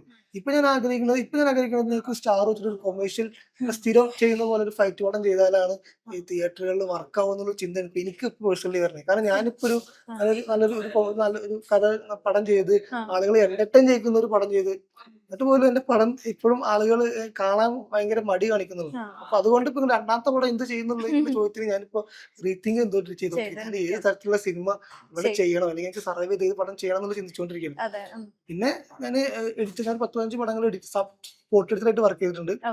പിന്നെ ഞാനൊരു ട്യൂഷൻ വീട് എന്നൊരു വെബ് സീരീസ് ചെയ്ത് ഒരു 10-16 എപ്പിസോഡ് ഇപ്പോഴും ചെയ്തുകൊണ്ടിരിക്കുന്നുണ്ട് യൂട്യൂബില്. പിന്നെ ഷോർട്ട് ഫിലിംസ് ആക്ട് ചെയ്തിട്ടുണ്ട്. ഇത്ര എക്സ്പീരിയൻസുകൾ എനിക്ക് ഇപ്പൊ ഞാൻ ഏറ്റവും ഞാൻ ട്യൂഷൻ വീട് എക്സ്പീരിയൻസ് ചെയ്തത്, ഞാൻ ഇതുപോലെ ഫാത്തിമ പോലെ ചെറിയൊരു വീടും ഒരു വീടിന് ചുറ്റും ഞാൻ ഡയറക്റ്റ് ചെയ്യുന്നത്. അപ്പൊ ആ വീടിന്റെ മുറ്റത്ത് നിന്നിട്ടാണ് മൊത്തം ഷൂട്ട് ചെയ്യണത്. അപ്പൊ അത് തന്നൊരു കോൺഫിഡൻസ് ഉണ്ട് എനിക്ക്, അതിനെ പിള്ളേരെ അഭിനയിപ്പിക്കുന്നത്. അപ്പൊ അതൊക്കെ എന്നെ ഭയങ്കരമായിട്ട് ഹെൽപ്പ് ചെയ്തിട്ടുണ്ട് ഫാത്തിമ ചെയ്യാൻ. ഇപ്പം വെയ്ഫെയർ ഫിലിംസ് പോലെ ദുൽഖർ സൽമാന്റെ ഒരു പ്രൊഡക്ഷൻ ഹൗസ് ഇതിന് റിലീസ് ചെയ്യുന്നു. അപ്പം ഡെബ്യൂ ആയിട്ട് വരുന്ന ഡയറക്ടേഴ്സിന്, അതായത് ഇപ്പൊ ഒരുപാട് ആൾക്കാർ അങ്ങനെ വരുന്നുണ്ടാവും, ഒരുപാട് സ്ട്രഗിൾ ചെയ്ത് വരുന്നുണ്ട്, എത്രത്തോളം ഈ ഒരു സപ്പോർട്ട് ശരിക്കും ആവശ്യമാണ് ഫിലിം? ഞാന് ഫാത്തിമ ഡിസംബറിൽ ലൈഫൊക്കെ കഴിഞ്ഞതിന് ശേഷം ഞാൻ അന്ന് തൊട്ട് തുടങ്ങിയതാണ് ഇതൊന്ന് റിലീസ് ചെയ്യാൻ വേണ്ടിയിട്ടുള്ള ശ്രമങ്ങളൊന്നും ഫലം കാണുന്നില്ല. അപ്പൊ ഞാൻ ഓൾറെഡി തളർന്നു, ഇനിയിപ്പോ എവിടെ പോകും ഞാൻ എന്നുള്ള സ്ഥാനത്തിൽ നിൽക്കുന്ന സമയത്താണ് ഞാൻ വേഫറിന്റെ അടുത്ത് ഒരു കഥ പറയാൻ പോയതാണ്. കഥ പറയാൻ പോയപ്പോ ഞാൻ കഥ പറയുന്ന ശേഷം പറഞ്ഞ് ഇതാണ് ഞാൻ ചെയ്ത പടത്തിന്റെ ട്രെയിലർ എന്ന് പറഞ്ഞിട്ട് ഞാൻ പടത്തിന്റെ ട്രെയിലർ കണ്ടിരുന്നത്. അപ്പൊ ഒരു ഇൻട്രസ്റ്റിംഗ് ആണല്ലോ, ഇത് റിലീസായി ഇല്ല, റിലീസായിട്ടില്ല, ഞങ്ങൾക്കൊന്ന് പ്രിവ്യൂ ലിങ്ക് കാണിച്ചു തരുമോ ചോദിച്ചപ്പോൾ അയച്ചു കൊടുത്ത് അവർ കണ്ട് പ്രിന്റായി പറഞ്ഞു. ആ സമയത്തും അവരിന്റെ അടുത്ത് പറഞ്ഞു വെച്ചാൽ ഫാസിലെ ഞങ്ങൾ ഇതിന്റെ ഒരു കൊമേഴ്ഷ്യൽ എന്താണെന്നല്ല ഞങ്ങൾ നോക്കുന്നത്, ഇത്തരം സിനിമകൾ ആളുകൾ കാണണം. അപ്പൊ എത്ര ഈ ലോകം പോലത്തെ ഉള്ള കൊമേഴ്ഷ്യൽ വൻ സിനിമകൾ ഓടിക്കൊണ്ടിരിക്കുമ്പോ തന്നെ ഫാത്തിമ പോലുള്ള ഒരു പടം അവർക്ക് ചെയ്യാൻ കാണിച്ചൊരു, അപ്പൊ അവര് ഈ സിനിമയോട് കാണിക്കുന്ന അല്ലെങ്കിൽ ഒരു ആത്മാർത്ഥത ഒക്കെ ഉണ്ടല്ലോ, അത് ഫെയർ വന്നതുകൊണ്ടാണ് ഈ പടം ഓണായത്, തിരിച്ചു വീണ്ടും തിയേറ്ററിലോട്ട് എത്താൻ കഴിഞ്ഞത്. അതിന്റെ അപ്പുറത്ത് ആളുകളോട്ട് ഫാത്തിമ ഒന്നുകൂടി എത്തിക്കാൻ കഴിഞ്ഞ് ഇപ്പൊ ചർച്ച ചെയ്യുന്നതൊക്കെ വേഫറിന്റെ പേരിലാണ് ഞാൻ വിശ്വസിക്കുന്നത്. അത്ര ഒരു പ്ലാറ്റ്ഫോം വേഫർ തന്നത്. അപ്പൊ ഇത്തരം സിനിമകളും അവര് ഒപ്പം ചെയ്യുന്നുള്ളതിൽ നമുക്ക് മലയാള സിനിമയിൽ ഇതുപോലത്തെ ചെറിയ കണ്ടന്റ് ചെയ്യുന്ന, പക്ഷെ ഇതൊക്കെ സക്സസ് ആവണം. ഇപ്പൊ അവര് ഫാത്തിമ അവര് വേഫെയർ ചെയ്ത്, അപ്പൊ ഇതൊരു മിനിമം രീതിയിൽ ഒരു തിയേറ്ററിൽ വർക്ക് ആയി കഴിഞ്ഞാൽ അവർക്കും അടുത്ത ഇതുപോലുള്ള പടങ്ങൾ ചെയ്യാനുള്ള, അപ്പൊ അത് എന്റെ പോലുള്ള പുതുമുഖ സംവിധായകർക്ക് ഭയങ്കര എളുപ്പം. അപ്പൊ ഞാൻ ഈ സിനിമ ചെയ്തെന്ന് വെച്ചാൽ ഞാൻ എന്റെ നാട്ടിൽ നിന്ന് എന്റെ നാട്ടുകാരെ വെച്ച് വളരെ ലിമിറ്റഡ് ആയിട്ടാണ്, ഒരു സ്റ്റാർ പോലും ഇല്ല, അത് വലിയ ടെക്നിക്കൽ ക്വാളിറ്റി ഇല്ല, ചെറിയ ക്യാമറ പിടിച്ച് ചെയ്തതാണ്. ഇത്ര സിനിമകളും ഇവിടെ സംഭവിക്കണം. എന്നപ്പോ ഞാൻ എന്റെ ഫ്രണ്ട്സിനോട് പറയാറുണ്ട്, നിങ്ങൾ എന്തിനാ ഇങ്ങനെ വെയിറ്റ് ചെയ്യണം, സ്റ്റാർസിന് പിന്നാലെ ആൾക്ക് പിന്നാലെ പോയിട്ട് വെയിറ്റ് ചെയ്തിട്ടുണ്ട്, നിങ്ങൾക്ക് പറ്റുന്ന സോഴ്സ് പടം ചെയ്യും. ഞാൻ അങ്ങനെ ചെയ്ത് ഞാനൊക്കെ ചെയ്ത് കാണിച്ചു. ഞാൻ എപ്പോഴും പറയും ഞങ്ങൾക്ക് കാണിച്ചു തന്നത് ഞാൻ പടം ചെയ്തിരിക്കുന്നത്. അപ്പൊ അതുപോലെ ഇനി പടങ്ങൾ സംഭവിക്കണം എന്നുണ്ടെന്നുണ്ടെങ്കിൽ ഇതുപോലെ ഈ തിയേറ്ററിലോട്ട് ആളുകൾ, ഇപ്പൊ ഇന്ന് ഫാത്തിമ തിയേറ്ററിൽ ഒരു വർക്കായി കുഴപ്പമില്ലാത്ത രീതിയിൽ ഓടിയെന്നുണ്ടെങ്കിൽ നാളെ വേഫെയറിന് ഇതുപോലെ പടങ്ങൾ ചെയ്യാനുള്ള ധൈര്യം ഉണ്ടാവും. ആൾക്കാർ അങ്ങനെ അക്സെപ്റ്റ് ചെയ്ത് തുടങ്ങിയെന്ന് തോന്നുന്നുണ്ടോ? അതായത് കൂടുതൽ അവാർഡ്സ് കിട്ടുന്ന മൂവികളിലെ തിയേറ്ററിൽ എന്റർടൈൻ ചെയ്യാത്ത ആളുകളാണ്, കൊമേഴ്ഷ്യൽ ഹിറ്റ്സിലായിരിക്കും ആളുകൾ ഏറ്റവും കൂടുതൽ കാണാൻ പോവാ. പക്ഷെ ഇപ്പം അങ്ങനെയല്ല, കുറെ ചേഞ്ചസ് വന്നിട്ടുണ്ട്. നല്ല സിനിമയാണെങ്കിൽ ആളുകൾ പോയി കാണും, അപ്രിസിയേഷൻ അറിയിക്കും എന്ന് തോന്നുന്നു. ആ ഒരു പ്രതീക്ഷ എനിക്കുണ്ടായിരുന്നു. പക്ഷെ എന്നോട് പലരും പറഞ്ഞു ഈ പോസ്റ്ററിൽ ആ അവാർഡ് പടത്തിന്റെ എംബ്ലം വെക്കണ്ടായിരുന്നില്ല. അപ്പൊ ഞാൻ ഇവിടെ നിന്ന് എനിക്കൊന്ന് അവാർഡ് കിട്ടണ്ടായിരുന്നില്ല. കാരണം മീൻസ് ആളുകൾ ഭയങ്കരമായിട്ട് തെറ്റിദ്ധരിക്കപ്പെടുകയാണ്. ഇത് അവാർഡ് പടം ഒരു സിംഗിൾ ഷോട്ട് ഉണ്ടാവും. അപ്പൊ ഇതിങ്ങനെ വെക്കുമ്പോ അത്തരത്തിലാണ് ആളുകളുടെ ചിന്ത പോണത്. എനിക്ക് തോന്നുന്നു ഞാൻ ആ സ്റ്റീരിയോ ടൈപ്പിനെ ബ്രേക്ക് ചെയ്തിട്ടാണ് ഞാൻ ചെയ്തിട്ടുള്ളത്. കാരണം ഞാൻ ഇതൊരു അവാർഡ് സിനിമ അല്ലെങ്കിൽ ഇപ്പൊ പറഞ്ഞ ഒരു അങ്ങനത്തെ ഒരു അവാർഡ് സിനിമ രീതിയിൽ ഞാൻ ഇതിനെ ഒരിക്കലും ഞാൻ നോക്കി കണ്ടിട്ടില്ല. ഇല്ല, ഒരു നമുക്ക് ലാഗ് അടിക്കുന്ന ഒരു സീൻ പോലും ഇല്ല, ഇല്ല. Full comedy. അതെ, ഞാൻ നല്ല സിനിമ ചെയ്യാന്നുള്ള പ്ലാനിൽ ആൾക്കാരെ എത്രത്തോളം എന്റർടൈൻ ചെയ്യിപ്പിക്കാന്നുള്ള ഇതിൽ ചെയ്തത്. ഇതിന് അവാർഡ് കിട്ടിയെന്നുള്ളത് അത് നമ്മൾ പറഞ്ഞ കണ്ടന്റും നമ്മൾ ചോദിച്ച രാഷ്ട്രീയം അത് വേണ്ടെന്നാണ് വിചാരിക്കുന്നത്. ഓക്കെ, അപ്പൊ ഇപ്പം ഈ ഫിലിം കണ്ടതിൽ വെച്ച് ഏറ്റവും വലിയൊരു അപ്രിസിയേഷൻ ആരിൽ നിന്നായിരിക്കും കിട്ടിയിട്ടുണ്ടാവുക? ആരെങ്കിലും കോണ്ടാക്ട് ചെയ്തതിൽ വെച്ചിട്ട് ഓക്കെ ഇത് പിന്നെ ഐ വൺ ഇൻ ലൈഫ് എന്ന് തോന്നിപ്പോയ ഒരു മൊമെന്റ്? ഒരുപാട് ഐഫൊക്കെ സമയത്ത് ഒരുപാട് എല്ലാവരും പേരെടുത്ത് പറഞ്ഞു, ഒരുപാട് സാധനങ്ങൾ എനിക്ക് വന്നിട്ടുണ്ട്. പിന്നെ ഈ ഇന്ത്യയിൽ തന്നെ നമ്മൾ സ്ക്രീൻ ചെയ്യുമ്പോൾ പല പല മെയിൻ സ്ക്രോള്, മീനാക്ഷി ഷെഡ്, അങ്ങനെ ഒരുപാട് പേരൊക്കെ ഇതിനെപ്പറ്റി ഭയങ്കരമായിട്ടുള്ള നമ്മൾ ചർച്ച ചെയ്തും റിവ്യൂ ചെയ്യലൊക്കെ ചെയ്യാറുണ്ട്. പക്ഷെ എനിക്ക് എന്റെ ഉള്ളിലായിട്ട് ഏറ്റവും വലിയൊരു ഇമോഷൻ എന്ന് പറഞ്ഞാല്, ഞാൻ ഇന്നലെ രണ്ട് സംഭവം. ഇന്നലെ ഞാൻ ഷാനൈസിൽ PVR പോയിട്ട് ഞങ്ങൾ മൂന്നാളും കൂടെ പോയി. അപ്പൊ കുമാർജി ഇങ്ങനെ പറഞ്ഞു, നിങ്ങള് കുറച്ച് കുഴപ്പമില്ലാത്ത ഓടുന്നുണ്ടായിരുന്നു, അപ്പൊ എല്ലാരും ഒന്ന് പറയണം, ഒരു 5 പേരുടെയെങ്കിലും ആൾ പറഞ്ഞു കഴിഞ്ഞാൽ നമ്മളെ പടത്തിന് ആൾക്കാർ വരുന്നൊക്കെ ഇങ്ങനെ പറഞ്ഞു. ഇത് ഞാൻ തന്ന് കഴിഞ്ഞാൽ ആ ചേച്ചിന്റെ അടുത്ത് കൈയൊക്കെ തന്നു പോയി. ഇന്ന് രാവിലെ ഞാൻ എണീക്കുമ്പോ ഞാൻ ഫേസ്ബുക്കിൽ കണ്ടപ്പോ ആദ്യം ഇവരെ റിവ്യൂ കാണുന്നത് മെൻഷൻ ചെയ്തിട്ടുണ്ടായിരുന്നു. അപ്പൊ മുപ്പത്തി നല്ല ഭയങ്കര രസമായിട്ട് എഴുതിയിട്ടുണ്ട്. എനിക്കത് വായിക്കുമ്പോ ഇങ്ങനെ സന്തോഷം കണ്ട ഒരു കണ്ണിലിങ്ങനെ വെള്ളം വരുന്നുണ്ട്. അവസാനം 37 എഴുതി, ഇതിന്റെ പോസ്റ്റ് കണ്ടിട്ട് ഒരു 5 പേരെങ്കിലും ഈ പടം കാണാൻ പോയിരുന്നെങ്കിൽ ഞാൻ ഭയങ്കര സന്തോഷമാകുന്നു പറഞ്ഞു. ഇത് കണ്ടപ്പോ എനിക്ക് ഭയങ്കര സന്തോഷമായി. ഞാൻ ബാംഗ്ലൂർ ഫിലിം ഫെസ്റ്റിവൽ പോയ സമയത്ത് ഈ പടമൊക്കെ കഴിഞ്ഞിട്ട് ഇങ്ങനെ നിൽക്കുക. അപ്പൊ ഒരു ചേച്ചി അമ്മച്ചി വന്നിട്ട് ഇന്നെ 2 കെട്ടിട്ട് പിടിച്ചിട്ട് ഇങ്ങനെ കുറച്ചേരം ഇങ്ങനെ നിന്നു. അപ്പൊ ഞാനിങ്ങനെ സ്റ്റക്കായി പോയി. എനിക്ക് ഇമോഷൻ കറക്റ്റ് കിട്ടി. ഇതിന്റെ അടുത്ത് പറഞ്ഞു നന്നായിട്ട് ഇട്ടിട്ട് മോനെന്ന് പറഞ്ഞിട്ട് ഒറ്റ പോക്കുണ്ടായി. അപ്പൊ ഞാൻ വിചാരിക്കുന്ന 37 അത്രയും കാലം ഇപ്പൊ ഫാത്തിമാനെ പോലെ ജീവിച്ച്, ഫാത്തിമാനെ പോലെ ഒരു മറുപടി അല്ലെങ്കിൽ ഒരു ചോദ്യം പറയാൻ കഴിയാത്ത വന്ന ഒരു ചേച്ചി ആയിരിക്കാം എന്ന് ഞാൻ വിശ്വസിച്ചിട്ടുണ്ടായിരുന്നു. അങ്ങനെ അത്തരത്തിലുള്ള കുറെ സ്ത്രീകളുടെ, ഞാൻ ഇപ്പൊ ലാസ്റ്റ് ഫസ്റ്റ് ഷോ കഴിഞ്ഞപ്പോ ഒരു താത്ത പറഞ്ഞു, എന്റെ ലൈഫാണിത്, ഇതൊരു കണ്ണ് നിറണ്ട പറയണത്. ഇത് ഭയങ്കര ഇതിന്റെ അടുത്ത് കുറെ നേരം സന്തോഷിച്ചിട്ട് പോയത്. അപ്പൊ ഇങ്ങനെ കുറെ സാധാരണക്കാരെ ഇങ്ങനത്തെ കുറെ കമന്റ്സ് ഉണ്ട്. എനിക്കത് ഭയങ്കര ഫിലിംസിനെ ഇൻഫ്ലുവൻസ് ചെയ്തിട്ട് അവരെ എംപവർ ചെയ്യിക്കാനും ഉള്ള ഒരു മീഡിയം കൂടി ആയി മാറും എന്നുള്ളത്. അതെ. അപ്പൊ എന്താണ് ഓഡിയൻസിനോട് പറയാനുള്ളത്? ലൈക്ക് ഈ ഫെമിനിസ്റ്റ് ഫാത്തിമ എല്ലാവരും ഇപ്പൊ ഓൾറെഡി കണ്ടു, ഇനിയും കാണാൻ ഒരുപാട് പേരുണ്ട്. ആൻഡ് ഓൾസോ ഈ ഡെബ്യൂ ഡയറക്ടേഴ്സ് ഇങ്ങനെ വന്നിട്ടുള്ള അല്ലെങ്കിൽ ഒരു ഫിലിം ചെയ്യാൻ ആഗ്രഹിക്കുന്നവരോടും എന്താണ് പറയാനുള്ളത്?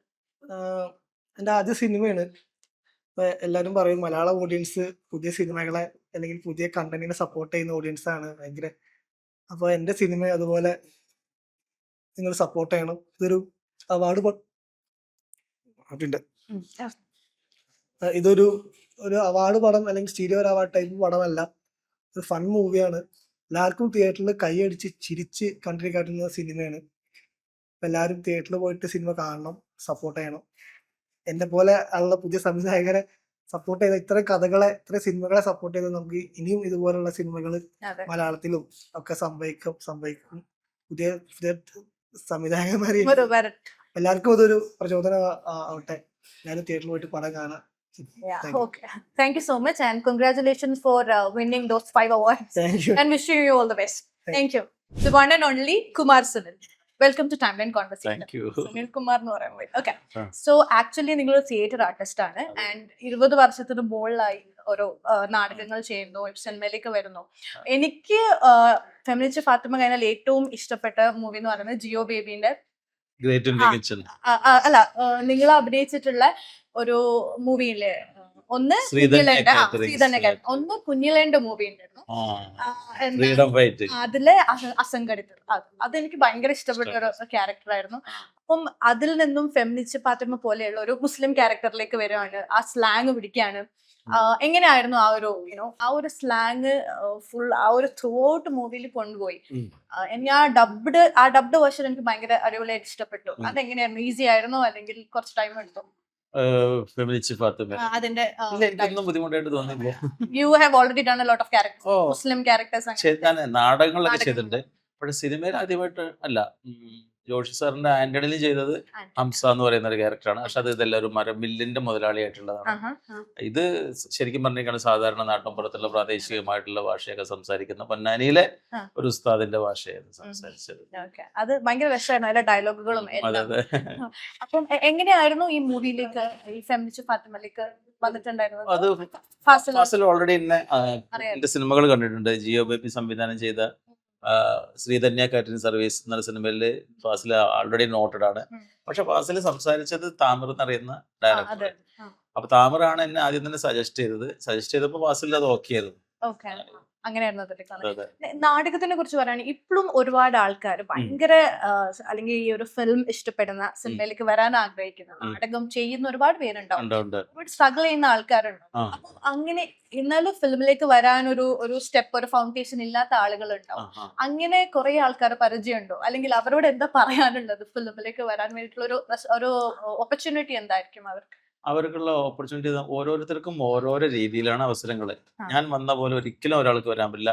ഇതിന്റെ പിന്നെ എന്നെ മുന്നിലൂടെ വന്ന നാടകത്തിൽ നിന്ന് വന്ന സിനിമാക്കാരോടും അതേ പാതയിലൂടെ ഞാൻ പോയിട്ട് കാര്യമില്ല. ഏത് രാവിലെ നീട്ടിട്ട് പൈപ്പ് വെള്ളം കുടിക്കുക, അല്ലെങ്കിൽ ഉറങ്ങാതിരിക്കുക, ഭക്ഷണം കഴിക്കാതിരിക്കുക, ഒന്നുമില്ല. കഠിനമായിട്ടുള്ള പ്രയത്നം എന്നുള്ളൊരു സംഭവം തന്നെ ഉണ്ട്. ഓരോ ചിലർക്ക് എന്താ വെച്ചാൽ എനിക്കറിയുന്ന സിനിമാക്കാരും റൈറ്റേഴ്സും അവരൊക്കെ ഉണ്ട്. പക്ഷെ അവരിലൂടെ അല്ല ഞാൻ എത്തിയത്. ഞാനും ജിയോ ബേബിനെത്തി യാതൊരു പരിചയമൊന്നുമില്ല, കുഞ്ഞിലെ പരിചയമൊന്നുമില്ല. പക്ഷെ ഞാൻ ഓഡീഷൻ, എൻ്റെ ഒരു സുഹൃത്ത് ഓഡീഷൻ അയച്ചു ഞാൻ അറിയാതെ.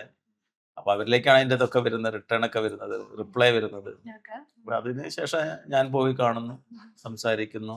അതോടൊപ്പം തന്നെ അപ്പൊ അങ്ങനെ ചെറിയൊരു സ്റ്റെപ്പ് കിട്ടി കഴിഞ്ഞപ്പോൾ ഞാൻ പല ഡയറക്ടേഴ്സിനെ സംസാരിക്കാൻ തുടങ്ങുന്നു. ഈ സിനിമകൾ കാണുന്ന ഡയറക്ടേഴ്സ് ഉണ്ട്, റൈറ്റേഴ്സ് ഉണ്ട്. അപ്പൊ എൻ്റെതായിട്ടുള്ള വഴി, അവനവന്റെ വഴി അവനവൻ കണ്ടെത്തുക എന്നുള്ളതാണ്. ചിലരുണ്ട്, ഞാൻ ആദ്യമൊക്കെ എനിക്കൊരു തെറ്റിദ്ധാരണ ഉണ്ടായിരുന്നു. ഇപ്പൊ ഞാൻ അറിയുന്ന ആളുകളൊക്കെ സിനിമയിൽ റൈറ്ററും ഡയറക്ടറും ആക്ടറൊക്കെ ഉണ്ട്, ഒരു വിചാരിച്ചാൽ ഞാൻ രക്ഷപ്പെടില്ല. അങ്ങനെ പല രീതിയിലുണ്ട്. ഇപ്പൊ ചിലർ ഗൾഫിൽ പോയായിരിക്കും, ഓനൊക്കെ ഗൾഫിൽ പോയി രക്ഷപ്പെടുത്തും.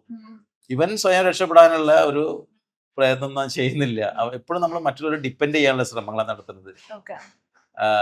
ഇപ്പൊ എനിക്കൊരു സിനിമയിൽ അവസരം കിട്ടുന്ന സമയത്ത് ഞാൻ പെട്ടെന്ന് പറയാണ്, ഡയറക്ടറോട് പറയാ, വേറെ ഒരാളും കൂടെ ഉണ്ട്, അയാൾക്ക് എന്റെ തന്നെ ഒരു 100 വന്ന അവസാനം 10 ഓപ്ഷനിലാണ് എന്റേത് അവർ കൺസിഡർ ചെയ്യുന്നത്. അപ്പോ ഞാനിത് സെറ്റ് ചെല്ലുമ്പോൾ അറിയേണ്ടത്, പിന്നെ നിങ്ങൾക്ക് വേറെ ഇങ്ങനെ അവസാനം വന്നത് 5-10 പേരുണ്ടായിരുന്നു, അതിലൊരാൾ ലാസ്റ്റ് നിങ്ങളെ വിളിച്ചു. ഇൻ കേസ് എന്നെ കൊണ്ട് പറ്റിയില്ലെങ്കിലും മറ്റുള്ള ഓപ്ഷൻസ് ഉണ്ടല്ലോ, എനിക്ക് വേറെ സിനിമ വന്നാൽ പറ്റിയില്ലെങ്കിലും, അങ്ങനെ എല്ലാത്തിനും ഓപ്ഷൻസ് ഒരുപാടുണ്ട്. അപ്പോൾ ഒരാൾക്ക് നടൻ എപ്പോഴും മറ്റൊരു നടനെ സഹായിക്കാനുള്ള കപ്പാസിറ്റി ആയിട്ടില്ല. നമ്മുടെ ടാലന്റ് ഇപ്പിന് സോഷ്യൽ മീഡിയ ഒക്കെ ഉള്ളതുകൊണ്ട് അതിൽ കുറച്ചും കൂടി ആക്റ്റീവ്. ഞാനൊരു ഇന്റർവ്യൂല് പറയുന്നത് കേട്ടോ, അതായത് ഒരു തിയേറ്റർ ആർട്ടിസ്റ്റ് എന്ന് പറയുന്ന ഒരാൾക്ക് അതിന്റെ ഒരു ടാലന്റ് കാണിക്കുക എന്ന് പറയുന്നത് ഇറ്റ്സ് വെരി ഡിഫിക്കൾട്ട്. ബിക്കോസ് നാടകങ്ങൾ കാണുന്നത് കുറവായിരിക്കും. നിങ്ങളും ഈ ഒരു വീട്ടിന്റെ മുറ്റത്തൊക്കെ ആൾക്കാരെ കൂട്ടി ഒരുപാട് ചെയ്തിട്ടുണ്ട്, അങ്ങനെയൊക്കെ. പക്ഷെ ഈ ഒരു കാലഘട്ടത്തിലും തിയേറ്റർ ആർട്ടിസ്റ്റുകൾ ഏറ്റവും കൂടുതൽ സ്ട്രഗിൾ ചെയ്യുന്നത് എന്തിനു വേണ്ടിയായിരിക്കും? അല്ല, ഇന്നത്തെ പലരും എന്ന് വെച്ചാൽ സാമ്പത്തികം എന്നുള്ളൊരു പ്രശ്നം ഭയങ്കരമാണെന്ന് ഞാൻ മനസ്സിലാക്കിയിട്ടുണ്ട്. ഒരു അമേച്ചർ നാടക സംഘങ്ങളൊക്കെ മുന്നോട്ട് കൊണ്ടുപോകുന്നില്ല. ഇപ്പോൾ അങ്ങനെ ഒരു അമേച്ചർ നാടക സംഘം പല രീതിയിൽ, ഒരു ചെറിയൊരു നാടക സംഘം ഒരു 2 ലക്ഷം മുതൽ 10 ലക്ഷം മുതൽ 20 ലക്ഷം വരെയുള്ള അമേച്ചർ നാടക സംഘങ്ങളുണ്ട്. ഇവർക്ക് ഒരു സ്ഥലത്തുനിന്ന് പോയിട്ട് ഇപ്പൊ വേറെ സ്ഥലത്ത് പോയി കളിക്കുകയാണെങ്കിൽ ഇപ്പോ അവിടെ അത്രയും ടിക്കറ്റുകൾ പോകണം, ലക്ഷക്കണക്കിന് ടിക്കറ്റുകൾ പോകണം. അതിന്റെ ഒരാഴ്ചത്തെ സാങ്കേതികമായിട്ടുള്ള സ്റ്റേജിന്റെ തയ്യാറെടുപ്പുകളുണ്ട്. അപ്പോൾ ഇപ്പെന്ന് പറഞ്ഞ് ഞാൻ മനസ്സിലാക്കിയെടുത്തോളം കേരളത്തില് നാടകം ഭയങ്കരമായിട്ട് വളർന്നു വരുന്ന സമയങ്ങളാണ്. ബൈപ്പാസ് ഒക്കെ അതെ, കണ്ടുല്ലേ, ദീപൻ ശിവരാമന്റെ നാടകങ്ങൾ, അതുപോലെ തന്നെ പ്രമോദ് വളിരാജന്റെ നാടകങ്ങള്, എല്ലായിടത്തും നോക്കിയപ്പോ നാടകങ്ങളെ കൊണ്ട് നിറഞ്ഞു നടക്കുകയാണ് കേരളം. അപ്പൊ എനിക്ക് തോന്നുന്നു കുറച്ചും കൂടി ഓപ്പർച്യൂണിറ്റി ഉണ്ട് പണ്ടത്തേക്കാളും എന്നുള്ളതാണ്. ഉണ്ട്, തീർച്ചയായിട്ടും ഉണ്ട്. കാരണം വെച്ചാൽ സിനിമയിലേക്ക് പറഞ്ഞാൽ വെച്ചാൽ എപ്പോഴും അവിടെ ഒരു ഫ്രണ്ട്ഷിപ്പോ ഒന്നുമില്ല, അതിൽ കോംപ്രമൈസ് ഒന്നുമില്ല. ഒരു പിന്നെ കാസ്റ്റിംഗ് കോൾ വരുന്ന സമയത്ത് തീർച്ചയായിട്ടും ടാലന്റുള്ള ആളെ തന്നെ അവർ വിളിക്കുന്നത്. അല്ലാണ്ട് നമ്മളായിരിക്കും അവിടെ കണക്ഷൻസിലാണ് പോകണമെന്നൊക്കെ വെറുതെ പറയുന്നതാണ്. അങ്ങനെ ചെയ്യാൻ പറ്റുക. കാസ്റ്റിംഗ് ഡയറക്ടർ അതിനുള്ള ഉത്തരവാദിത്തങ്ങളുണ്ട്. ഒരു സംവിധായകൻ റൈറ്റർ എഴുതി കൊടുത്ത ക്യാരക്ടറിനനുസരിച്ചുള്ള ഓപ്ഷൻസ് 10 ആൾ മുമ്പിൽ കണ്ടെത്തുക. ഏത് 1000 ആളെന്നൊക്കെയാണ് കണ്ടെത്തുന്നത്. അത് ഡയറക്ടർക്ക് മുന്നിൽ 10 ആൾ എത്തിച്ചു കൊടുക്കുന്നത് ഡയറക്ടർ കാസ്റ്റ് ആയെന്നാണ് കാസ്റ്റ് ചെയ്തെടുക്കുന്നത്. അപ്പൊ നമ്മള് ഈ ഫീൽഡിലേക്ക് ഇറങ്ങി കഴിഞ്ഞിട്ടുണ്ടെങ്കിൽ, അതിനായിട്ട് മുന്നോട്ട് പോവുകയാണെങ്കിൽ, കഷ്ടപ്പെടാനും അതിലേറെ നഷ്ടപ്പെടാനും തയ്യാറാണെങ്കിൽ ജീവിതത്തില് അവനവനോട് അനുകമ്പ അരുത്. മനസ്സിലായി. ഈ അഷ്റഫ് ഉസ്താദായി മാറുമ്പോഴുള്ള പ്രിപ്പറേഷൻസ് എന്തൊക്കെയായിരുന്നു? ഡയറക്ടേഴ്സ്, ആക്ടർ ആയിരുന്നു, അല്ലെങ്കിൽ സ്വയം എന്തെങ്കിലും ഒക്കെ ഇൻപുട്സ് കൊടുത്തിട്ടുണ്ടായിരുന്നു? ഉണ്ട്. അതിന്റെ പിന്നെ ആ സ്ക്രിപ്റ്റ് വായിക്കുമ്പോൾ തന്നെ അതിൽ അഷ്റഫ് ഉണ്ട്, ആ സ്ക്രിപ്റ്റിൽ എഴുതിയതിൽ അഷ്റഫ് ഉണ്ട്. പിന്നെ ഞാൻ കണ്ടതും കേട്ടതും അനുഭവിച്ചതുമായിട്ടുള്ള ചില ഇതുണ്ട്, പ്രാദേശികമായിട്ട് വളരെ റെസ്പെക്റ്റ് ആണ് എനിക്ക് അവരോടൊക്കെ. കാരണം ഒന്നാമത് ഉള്ള വസ്ത്രം ധരിച്ചിട്ട് അവര് നല്ലൊരു തൊപ്പിയൊക്കെ തൊപ്പിയൊക്കെ ധരിച്ചിട്ട് നല്ല വൃത്തിയിലാണ് അവര് നടക്കുക, പോവുക, കൃത്യമായിട്ട് ആ കുട്ടികളെ പഠിപ്പിക്കുന്ന ആ പാട്ടുകള്, സംഗീതം, അതൊക്കെ ഞാൻ അങ്ങനത്തെ ഒരു ബാലൻസിങ്ങിന്റെ ഇതിലുണ്ട്. അതിനപ്പുറത്തേക്ക് ഇവരുടെ ചിന്താഗതി, സാംസ്കാരികം അതൊന്നും ഞാൻ പഠിച്ചിട്ടില്ലല്ലോ. അവരുടെ വീട്ടിലൊന്നും അങ്ങനെ പോയിട്ട് ഇല്ല. അവരെന്താണ് പഠിപ്പിക്കുന്ന മതങ്ങളെ കുറിച്ചൊന്നും ഞാൻ പഠിച്ചിട്ടില്ല. സ്ക്രിപ്റ്റിലുള്ള സാധനങ്ങളാണ് ഞാൻ ഇംപ്ലിമെന്റ് ചെയ്തിട്ടുള്ളത്. ഓക്കെ.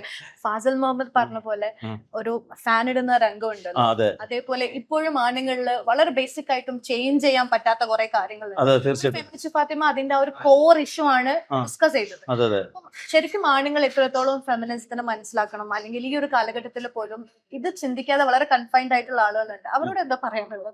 അത് ഇനി എന്തായാലും പുസ്തകനെ പോലെ ആവരുത്. അല്ലല്ല, അത് അന്നും ഉണ്ടാവും, ഇന്നും ഉണ്ടാവും, നാളെ ഉണ്ടാവും. ഞാൻ കുട്ടിക്കാലം മുതലേ കാണുന്നതാണ്. അന്നത്തെ കാലത്ത് പാലക്കന്നാര് villain, Jose Prakash villain, T G Ravi villain, അന്ന് വില്ലന്മാരുണ്ടായിരുന്നു. അന്ന് നയമന പ്രൈം മിനിസ്റ്റർ സത്യൻ സാറ്, അല്ലേ, പിന്നെ മമ്മൂട്ടി സാറ്, മോഹൻലാൽ സാർ, ഇങ്ങനെ അന്നും നായകന്മാരുണ്ടാവുമ്പോൾ വില്ലന്മാരുണ്ടായിക്കോട്ടെ. വില്ലന്മാരെ കൊല്ലും, നന്മ ജയിക്കുന്നു, തിന്മ അവസാനിപ്പിക്കുന്നു. എന്ത് തന്നെ സിനിമയിലൂടെ ആയാലും നാടകത്തിലൂടെ ഒക്കെ നമ്മൾ ഇങ്ങനത്തെ എത്ര കാര്യങ്ങൾ സംസാരിക്കുന്നതിനനുസരിച്ചിട്ടും ഒരിക്കലും വലിയ മാറ്റങ്ങളൊന്നും പ്രതീക്ഷിക്കുന്നില്ല. പക്ഷെ കാണുന്ന സമയങ്ങളിൽ ഏതെങ്കിലും ഒരാൾക്ക് ചെറിയ മാറ്റങ്ങൾ വന്നിട്ടുണ്ടെങ്കിൽ അത് ആ കലയുടെ വിജയം തന്നെയാണ്. അങ്ങനെ ഞങ്ങൾ മനസ്സിലാക്കുന്നുള്ളൂ. കുറെയൊക്കെ മാറിയിട്ടുണ്ട്. മേ ബി ഫിലിം ഇൻഫ്ലുവൻസ് ചെയ്തിട്ട് തീർച്ചയായിട്ടും ഉണ്ടായിരിക്കാം. ഞങ്ങൾ തന്നെ വിളിച്ചിട്ടുണ്ടായിരുന്നു. അത് വീട്ടിൽ പോയിട്ട് ഞാൻ മോട്ടർ ചിലർക്ക് മോട്ടർ ആയിരിക്കും, ബാത്റൂം കയറി കൊണ്ടിട്ട് അയ്യോ വെള്ളമില്ല,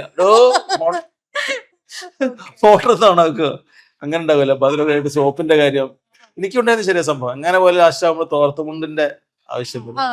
ഇപ്പൊ ഞാൻ ഒറ്റയ്ക്ക് എറണാകുളത്ത് ആയതുകൊണ്ട് ഇതൊക്കെ മനസ്സിലാക്കണ്ടേ, എല്ലാം ഞാൻ തന്നെ ചെയ്യുന്നത്. സർവൈവൽ സ്കില്ലാണ് ഇതൊക്കെ എന്നുള്ളത് മനസ്സിലാക്കി. അതെ, അതെ, തീർച്ചയായിട്ടും. ഏതൊരു മനുഷ്യന്റെ ഉള്ളിൽ ഈ സാധനം ഉണ്ട്. അത് ജാതിയോ മതമോ ഒന്നും നോക്കിയിട്ടില്ല. അപ്പൊ ചിലർക്ക് അങ്ങനെ ഉണ്ടാവും, ഇത് ഇന്ന മതം ഇന്ന ജാതി അങ്ങനെ ഒന്നുമില്ല. എല്ലാത്തിലുള്ള സംഭവം തന്നെയാണ്. പക്ഷെ അത് ഫാസിൽ എന്ന് പറയുന്ന ഡയറക്ടർ അയാളുടെ ചുറ്റുപാടായിട്ട് ഉള്ള സംഭവങ്ങളായതുകൊണ്ട് അയാൾക്ക് മനസ്സിലായ കാര്യങ്ങൾ റിലേറ്റ് ചെയ്യാൻ പറ്റുന്ന കാര്യങ്ങൾ. ഇപ്പം ശ്രീധന്യ കാറ്ററിംഗില് നല്ലൊരു വേഷം ചെയ്തു. അതുപോലെ തന്നെ അസംഘടിതരില് ഇപ്പം ഫെമിനിസ്റ്റ് ഫാത്തിമയിൽ കുറച്ചൊരു സറ്റയർ റോൾ കൂടിയാണ്. അപ്പൊ ഇനി ഒരു ജോൺറ ഏത് ജോൺറ സെലക്ട് ചെയ്യണം എന്നാണ്, അല്ലെങ്കിൽ എനിക്ക് ഇങ്ങനത്തെ ഒരു ക്യാരക്ടർ അഭിനയിക്കണം, എന്തായാലും തിയേറ്ററിൽ ഞാൻ അഭിനയിച്ചിട്ടുണ്ട്, അങ്ങനെ ഒരു ക്യാരക്ടർ ഫിലിമിൽ ചെയ്യണമെന്ന് തോന്നിയിട്ടുള്ളത് ഏതായിരിക്കും? ഇല്ല, അതിന് അങ്ങനത്തെ ഒരു എന്താ പറയുക ലെവലിൽ എത്തിയിട്ടില്ല. എന്തായാലും ഇപ്പൊ എന്ന് പറഞ്ഞാല് ഒരു നാടകക്കാരൻ എത്രയോ നാടകങ്ങൾ കളിച്ചിട്ടുണ്ടെങ്കിൽ പോലും ഒരു ലെവൽ പോലെ അതിന്റെ നാടകക്കാരൻ എന്നുള്ള ചെറിയൊരു ലെവലിൽ മാത്രമേ അറിഞ്ഞിട്ടുള്ളൂ. പക്ഷെ കുറച്ച് സിനിമയിലൂടെ ഞാൻ പറയപ്പെടുന്നത് മലയാളികൾ മൊത്തം ഉള്ള സിനിമാ നടൻ എന്നുള്ള ലെവലിലാണ് എത്തുന്നത്. അപ്പോ നിങ്ങൾ എന്താ പറഞ്ഞ വെച്ചാല് ചെയ്യുന്ന ആഗ്രഹിച്ച. അപ്പൊ ഇപ്പൊ സംബന്ധിച്ചിടത്തോളം സാമ്പത്തികം എന്നുള്ളതിൽ വലിയൊരു ഘടകമാണ്. അപ്പൊ ഇപ്പൊ എന്ന് പറഞ്ഞാൽ ഞാൻ കിട്ടുന്ന വേഷങ്ങൾ ചെയ്യുക എന്നുള്ളതാണ്. അത് നന്നായിട്ട് ചെയ്യാൻ ശ്രമിക്കുക. പിന്നീട് എനിക്ക് ആഗ്രഹങ്ങളെ സാധനങ്ങളൊക്കെ ഒപ്പം. അതെ, അതെ. ഇപ്പൊ ഞാൻ ആഗ്രഹിച്ചിട്ട് കാര്യമില്ല. ഇപ്പൊ ഒരുപാട് കാര്യങ്ങൾ എനിക്ക് ചിന്തകളുണ്ട്. ഇപ്പൊ നമ്മൾ വായിക്കുന്ന കഥകളിലെയും അല്ലെങ്കിൽ കണ്ട സിനിമകളിൽ തന്നെ ചിലപ്പം കഥാപാത്രങ്ങളെ വീണ്ടും അങ്ങനെയൊക്കെ ഉണ്ടാവുമല്ലോ. ശരിക്കും മലയാളം ഫിലിമിൽ ഏറ്റവും കൂടുതൽ കാണുന്ന ഏത് കൈൻഡ് ഓഫ്, അല്ലെങ്കിൽ ഏറ്റവും കൂടുതൽ ഇഷ്ടപ്പെടുന്ന അഡ്മയർ ചെയ്യുന്ന ഒരു ആക്ടർ ചോദിക്കുകയാണെങ്കിൽ ആരായിരിക്കും? മലയാളത്തിൽ ഇപ്പൊ പറഞ്ഞാൽ ഞാനൊക്കെ ആ സമയങ്ങളിൽ ലാൽ സാറിന്റെ സിനിമകള് വളരെയധികം കണ്ടിട്ടുണ്ട്. എല്ലാ സിനിമകളുടെ ഡയലോഗ് എനിക്ക് കൃത്യമായിട്ടില്ലെങ്കിൽ പോലും എനിക്ക് ഭയങ്കര അത് ഇതാണത് മനസ്സിൽ നിന്ന് ഓർമ്മിക്കുന്ന ഒരുപാട് സിനിമകൾ. അത് മമ്മൂട്ടി സാറിന്റെ തനിയാവർത്തനം എന്ന് പറയുന്ന സിനിമയില് ഞാനിപ്പോഴും സിനിമയ്ക്ക് കാണാൻ പറ്റാത്തൊരു സിനിമയാണ്. എന്നുവെച്ചാല് സിനിമ കണ്ടിട്ടുണ്ട് ആദ്യം, പക്ഷെ എപ്പോഴും ആ പണിക്കര് വന്നിട്ട് ചായപ്പടിയിൽ എന്നിട്ട് ഇങ്ങനെ ഇതാക്കിയിട്ട് എവിടെ പോയി ബാലമാഷ വീട്ടിൽ പോയി എന്ന് പറഞ്ഞാൽ പിന്നെ മമ്മൂട്ടി സാറിനേക്ക് കാണാൻ ഭയങ്കര വിഷമമാണ്. അതേമാതിരി തന്നെ താളവട്ടത്തിൽ മോഹൻലാൽ സാറിന്റെ ആയാലും മനസ്സിലുള്ള സമാധാനത്തിലായാലും TP ബാലഗോപാലൻ MA എന്നുള്ള സിനിമയൊക്കെ ഞാൻ എത്രയോ പ്രാവശ്യമായിട്ട് കണ്ടിട്ടുണ്ട്. കാരണം അതിലുണ്ട് സ്വന്തം പെങ്ങള് കല്യാണത്തിന് പോകുന്ന സമയത്ത് വരവേൽപ്പ് കാണാൻ കഴിയും. അതെ, അതെ. ഞങ്ങളൊക്കെ അറിയുന്ന സർക്കിളിൽ ഒരു സംഭവം ഉണ്ട്, സിനിമ ഡയലോഗ് പറയാം, കമ്മ്യൂണിക്കേറ്റ് ചെയ്യാൻ വേണ്ടി സിനിമയിലെ ഡയലോഗ് പറയാം. നമ്മളെ anyway I wish you all the best. Thank you. ഒരുപാട് ഫിലിമുകൾ ഒരുപാട് നല്ല ഭാഗം ആവാൻ സാധിക്കട്ടെ എന്ന് ഞാൻ ആശംസിക്കുന്നു. Thank you so much. Feminist ഫാത്തിമയില് വളരെ മനോഹരമായ ഒരു കഥാപാത്രം ചെയ്തിട്ടുള്ള വിജി വിശ്വനാഥാണ്. നിങ്ങൾക്ക് എല്ലാവർക്കും ഇപ്പൊ സുപരിചിതമായിരിക്കും. സൂറാത്ത എന്ന ക്യാരക്ടറാണ് വിജി ചെയ്തിട്ടുള്ളത്. Welcome to time. Anyway I loved it. അത് നല്ല രസമായിട്ട് ചെയ്തിട്ടുണ്ടായിരുന്നു. എല്ലാ ഫാത്തിമമാരുടെ ഇടയിലും ഒരു സൂറാത്ത വേണം എന്ന് തോന്നിയിട്ടുണ്ടോ ഫിലിം കണ്ടപ്പോ? പിന്നെ അത് സിനിമയ്ക്ക് മുന്നേ നമ്മുടെ പേഴ്സണൽ ലൈഫിലൊക്കെ എന്തായാലും നമുക്ക് ഉണ്ടല്ലോ ഒരുപാട് സുഹൃത്തുക്കള്. അതെ. എന്തായാലും വേണം. എന്തായാലും വേണം. കുറച്ചും കൂടി എംപവർ ചെയ്യിക്കാൻ, അവരെ എൻകറേജ് ചെയ്യിക്കാൻ. അതെ അവരെ ഇങ്ങോട്ട് പുറത്ത് കൊണ്ടുവരണം. എങ്ങനെയാണ് ആ ഒരു ഫീമെയിൽ ഫ്രണ്ട്ഷിപ്പ് റിയൽ ലൈഫിൽ എങ്ങനെയായിരിക്കണം? റിയൽ ലൈഫില് സത്യം പറഞ്ഞ സൂറാത്തിയും ചെറിയൊരു പേടിയുള്ള ആളാണ്. അല്ലേ? ഇങ്ങനെ ഫാത്തിമേനെ അങ്ങോട്ട് പുറത്ത് കൊണ്ടുവരുന്നുണ്ടെങ്കിലും ശരി, സൂറാത്ത ചില സമയത്തൊക്കെ ഒരു ഉള്ളോട്ട് വലിയുന്നുണ്ട്. പക്ഷെ അങ്ങനെ ആവരുത്. നമ്മുടെ റിയൽ ലൈഫിൽ എന്ന് പറഞ്ഞാൽ എന്തും പൊളിച്ചടുക്കി പുറത്ത് വരണം. അത് വേണ്ടേ? അതെ, സ്ത്രീകൾ മേ ബി ഒറ്റക്കെട്ടായി നിന്ന് കഴിഞ്ഞാല് ഈ ഒരു കോർ ഇഷ്യൂ മുതലെല്ലാം നമുക്ക് അതെ ഡിസ്കസ് ചെയ്യാൻ വേണ്ടി പറ്റും. പറ്റും. എങ്ങനെയാണ് ഈ ഒരു ഫിലിമിലേക്ക് ആ ഒരു കഥ കേട്ടപ്പോ എങ്ങനെയാണ് ചെയ്യണമെന്ന് തോന്നിയതും എന്തായിരുന്നു ഫിലിം സത്യം പറഞ്ഞ ഈ ഫിലിമിലേക്ക് വരിക എന്ന് പറഞ്ഞാൽ നമ്മുടെ ഡയറക്ടർ ഫാസിൽ മുഹമ്മദ് തന്നെ ഒരു വെബ് സീരീസ് ചെയ്യുന്നുണ്ടായിരുന്നു, ട്യൂഷൻ വീട്. അതെ. അപ്പൊ അതില് സുപ്രൻ ഉള്ള കഥാപാത്രം മോനാണ്. ഓക്കെ. അവന്റെ കൂടെ ഞാന് ലൊക്കേഷനിലേക്ക് പോവും. പിന്നെ ഫാസിലിനൊക്കെ ഇങ്ങനെ നല്ല പരിചയം ഉണ്ട് ഓൾറെഡി. എല്ലാവരും ഫാമിലി പോലെ ഭയങ്കര രസകരമായിട്ട് പോവാണ്. അപ്പൊ ഫാസിൽ അതില് ചെറിയൊരു സീൻ നമുക്കൊക്കെ ചെയ്യാൻ കഴിയും കുട്ടികളുടെ അമ്മമാർക്ക്. ആ കൂട്ടത്തിൽ ഞാനും ഉണ്ടായിരുന്നു. ഓക്കെ. അങ്ങനെയാണ് ഫാസിൽ പറഞ്ഞത് നമ്മള് വലിയ ഒരു സംഭവം ചെയ്യാൻ പോകണ്ട കേട്ടോ, എനിക്കൊരു സീൻ ഉണ്ട്. പറഞ്ഞു ഞാനോ? അത് ഈ പറഞ്ഞ പോലെ ട്യൂഷൻ വീട് പോലെ തന്നെയായിരുന്നു ആ ഒരു ലൊക്കേഷനും. നമ്മളെ സാധാ വീട്, നമ്മൾ സാധാരണക്കാര് ഒരു അഭിനയിക്കുകയാണെന്നോ വലിയ ഡയറക്ടറുടെ കീഴിൽ ഒരു സിനിമ ചെയ്യാണെന്നോ അങ്ങനൊന്നും ഉണ്ടായിരുന്നില്ല. നമുക്ക് ഫുൾ ഫ്രീഡം ഉണ്ടായിരുന്നു. അതെ, നമുക്ക് തന്റെ ബഹുമാനം തരിക എല്ലാം ഉണ്ടായിരുന്നു. അതുകൊണ്ട് പേടി ഉണ്ടായിരുന്നില്ല. അപ്പൊ ഈ സ്റ്റോറി നറേറ്റ് ചെയ്ത സമയത്ത് ഒരു സ്ലാങ് ഉണ്ടല്ലോ, അതെ. ആ ഒരു ഡബ് ചെയ്തതും ആ സ്ലാങ് അതൊക്കെ ഇംപ്രവൈസ് ചെയ്യുന്ന സമയത്ത് എങ്ങനെയായിരുന്നു? പെട്ടെന്ന് മനസ്സിലാക്കിയെടുക്കാം. അത് എനിക്ക് പെട്ടെന്ന് ക്യാച്ച് ചെയ്യാൻ കാര്യം എന്താ വെച്ചാൽ, ഞാൻ സത്യം പറഞ്ഞ ഞാൻ ശരിക്കും തൃശ്ശൂർ ജില്ലയാണ് എന്റെ സ്വദേശം. പക്ഷെ ഒരു ബിറ്റ് പോലും അതിൽ തോന്നിയിട്ടില്ല. എന്റെ അമ്മയുടെ വീട് മലപ്പുറം ജില്ലയിൽ. അങ്ങനെ. അപ്പൊ കുറച്ച് എനിക്ക് വേഗം ക്യാച്ച് ചെയ്യാലോ. ഓക്കെ. അതുകൊണ്ട് വേഗം. അപ്പം ഫെമിനിസ്റ്റ് ഫാത്തിമയില് സൂറാത്തയും മകൾ ഷാനയും തമ്മിലുള്ള ഒരു ബന്ധമുണ്ട്. അതൊരു പേരന്റും ആ ഒരു ഗേൾ ചൈൽഡും തമ്മിലുള്ള ഒരു ബോണ്ട് എന്ന് പറയുന്നത് എത്രത്തോളം റിയൽ ലൈഫിൽ പേരൻസ് കുട്ടികളെ, എസ്പെഷ്യലി പെൺകുട്ടികൾക്ക് അവരുടെ വർത്ത് മനസ്സിലാക്കണം, അവരുടെ ഫ്രീഡത്തിനെ കുറിച്ചൊരു അവയർനെസ് കൊടുക്കാനും ബാധ്യസ്ഥരാണ്? തീർച്ചയായിട്ടും വേണം. ഇപ്പൊ നമ്മളൊക്കെ പെൺകുട്ടികളാണ്, നമ്മളൊക്കെ വളർന്നു വന്ന സാഹചര്യം. പണ്ട് എന്ന് പറഞ്ഞാൽ നമുക്ക് അത്ര ഫ്രീഡം ഉണ്ടായിരുന്നില്ല. നമുക്കൊരു പേടിയാണ്. ഇപ്പൊ അന്ന് പറഞ്ഞു കഴിഞ്ഞാൽ അച്ഛൻ എന്ത് തോന്നും, അമ്മയ്ക്ക് എന്ത് തോന്നും, നല്ല പേടിയാണ്. ഇപ്പൊ അങ്ങനെയില്ല. എന്ന് വെച്ചാൽ നമ്മളെ രക്ഷിതാക്കളും കുറെ മാറി, കാലത്തിനനുസരിച്ച് മുന്നോട്ട് പോകുന്ന കുറെ പുരോഗമന ചിന്താഗതിയൊക്കെ വന്ന് നമ്മൾ അച്ഛൻ മക്കള് അമ്മ മക്കള് എന്ന് പറഞ്ഞാൽ നല്ലൊരു ഫ്രണ്ട്ഷിപ്പ്, എന്തും തുറന്നു പറയാനുള്ള സ്വാതന്ത്ര്യം നമ്മളിൽ മക്കൾക്ക് ഉണ്ടാവണം എന്ന് ചിന്തിക്കുന്ന ഒരാളാണ് ഞാൻ. അത് ഒരുവിധം നമ്മളെ ഷാനി സൂറാത്തും തമ്മിൽ ഉണ്ടായിട്ടുണ്ട്. അപ്പം ആൺകുട്ടികളാണെങ്കിൽ പോലും നമ്മളൊരു വീട്ടിൽ ചെയ്യുന്ന കാര്യങ്ങൾ അതൊരു സർവൈവൽ സ്കില്ലാണ്, അത് ചെയ്യേണ്ട കാര്യമാണ്. പെൺകുട്ടികളെ വളർത്തുന്ന പോലെ തന്നെയാണ് ആൺകുട്ടികളെ വളർത്തേണ്ടതെന്നുള്ളതും കൂടി ഇപ്പൊ ആ ഒരു ഫിലിമിൽ പറയുന്നുണ്ട്. ഓക്കെ. ഇനി ഒരു ഫിലിം ചെയ്യുകയാണെങ്കിൽ ഇങ്ങനെ ഒരു ക്യാരക്ടർ വന്നു, ഇനി ഇനി ഞാൻ ഇങ്ങനെ ഒരു ക്യാരക്ടർ ചെയ്യണമെന്ന് ആഗ്രഹിച്ചിട്ടുണ്ടോ ഏതെങ്കിലും? സത്യം പറഞ്ഞാ അങ്ങനെ പിന്നെ ഈ സിനിമ ചെയ്യുമ്പോഴൊന്നും നമുക്ക് ഒന്നും തോന്നിയിട്ടില്ല. പക്ഷെ ആദ്യം IFFK പോയി സ്ക്രീനില് ബിഗ് സ്ക്രീനിൽ നമ്മളെ കണ്ട ഒരു സിനിമയാണല്ലോ കാണുന്നത്. ആ സിനിമയിൽ നമ്മളാണല്ലോ എന്ന് കാണുമ്പോ ഭയങ്കര സന്തോഷം തോന്നി. പിന്നീട് ഓരോരുത്തരും പറയാ, ഓ സിനിമയിൽ അഭിനയിച്ചൂലേ, ഒരു സിനിമ കിട്ടി. പിന്നെ അത് അത്രയും സക്സസ് ആയി അവിടെ. അപ്പൊ തിയേറ്ററിൽ കാണുന്നവർക്ക് എല്ലാവർക്കും പോസിറ്റീവ് അഭിപ്രായമാണ്. ഒരുപാട് പേര് മെസ്സേജ് അയക്കുന്നുണ്ട്, വിളിക്കുന്നുണ്ട്, സുഹൃത്ത് വളരെ നന്നായിട്ടുണ്ട്, ശമ്പളം നന്നായിട്ട്, അതൊക്കെ പറയുന്നുണ്ട്. അപ്പൊ നമുക്ക് മനസ്സിൽ സ്വാഭാവികമായിട്ടും ഇങ്ങനെ വരും ചെറിയ മോഹങ്ങള്, ഒരു വേഷം കിട്ടിയാൽ ചെയ്യണമെന്നൊക്കെ. അത് ഇന്നതെന്നില്ല, നല്ലൊരു വേഷം. ഓക്കെ.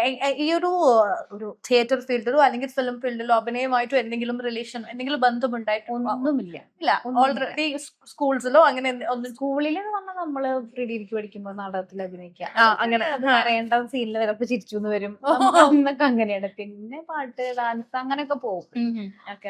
പിന്നെ വലിയ കല്യാണം കഴിഞ്ഞു ഹസ്ബൻഡ് ആർട്ടിസ്റ്റ് ആണ്, സിംഗറാണ്. മക്കള് 2 പേര്, 2 ആൺകുട്ടികളുണ്ട്, അവര് പാടും. അപ്പൊ അവരായിട്ട് ഇങ്ങനെ ഓരോ സ്ഥലത്തേക്ക് പോകുമ്പോഴും അങ്ങനെയുള്ള ഒരു പരിചയം മാത്രമേ ഉള്ളൂ. അല്ലാതെ ഈ ഒരു അഭിനയ ഫീൽഡിൽ അങ്ങനെ വലിയൊരു okay. Anyway, thank you so much. I wish you all the best. Successful ആയി ഓടിക്കൊണ്ട്. സന്തോഷം കണ്ടതിൽ. Thank you.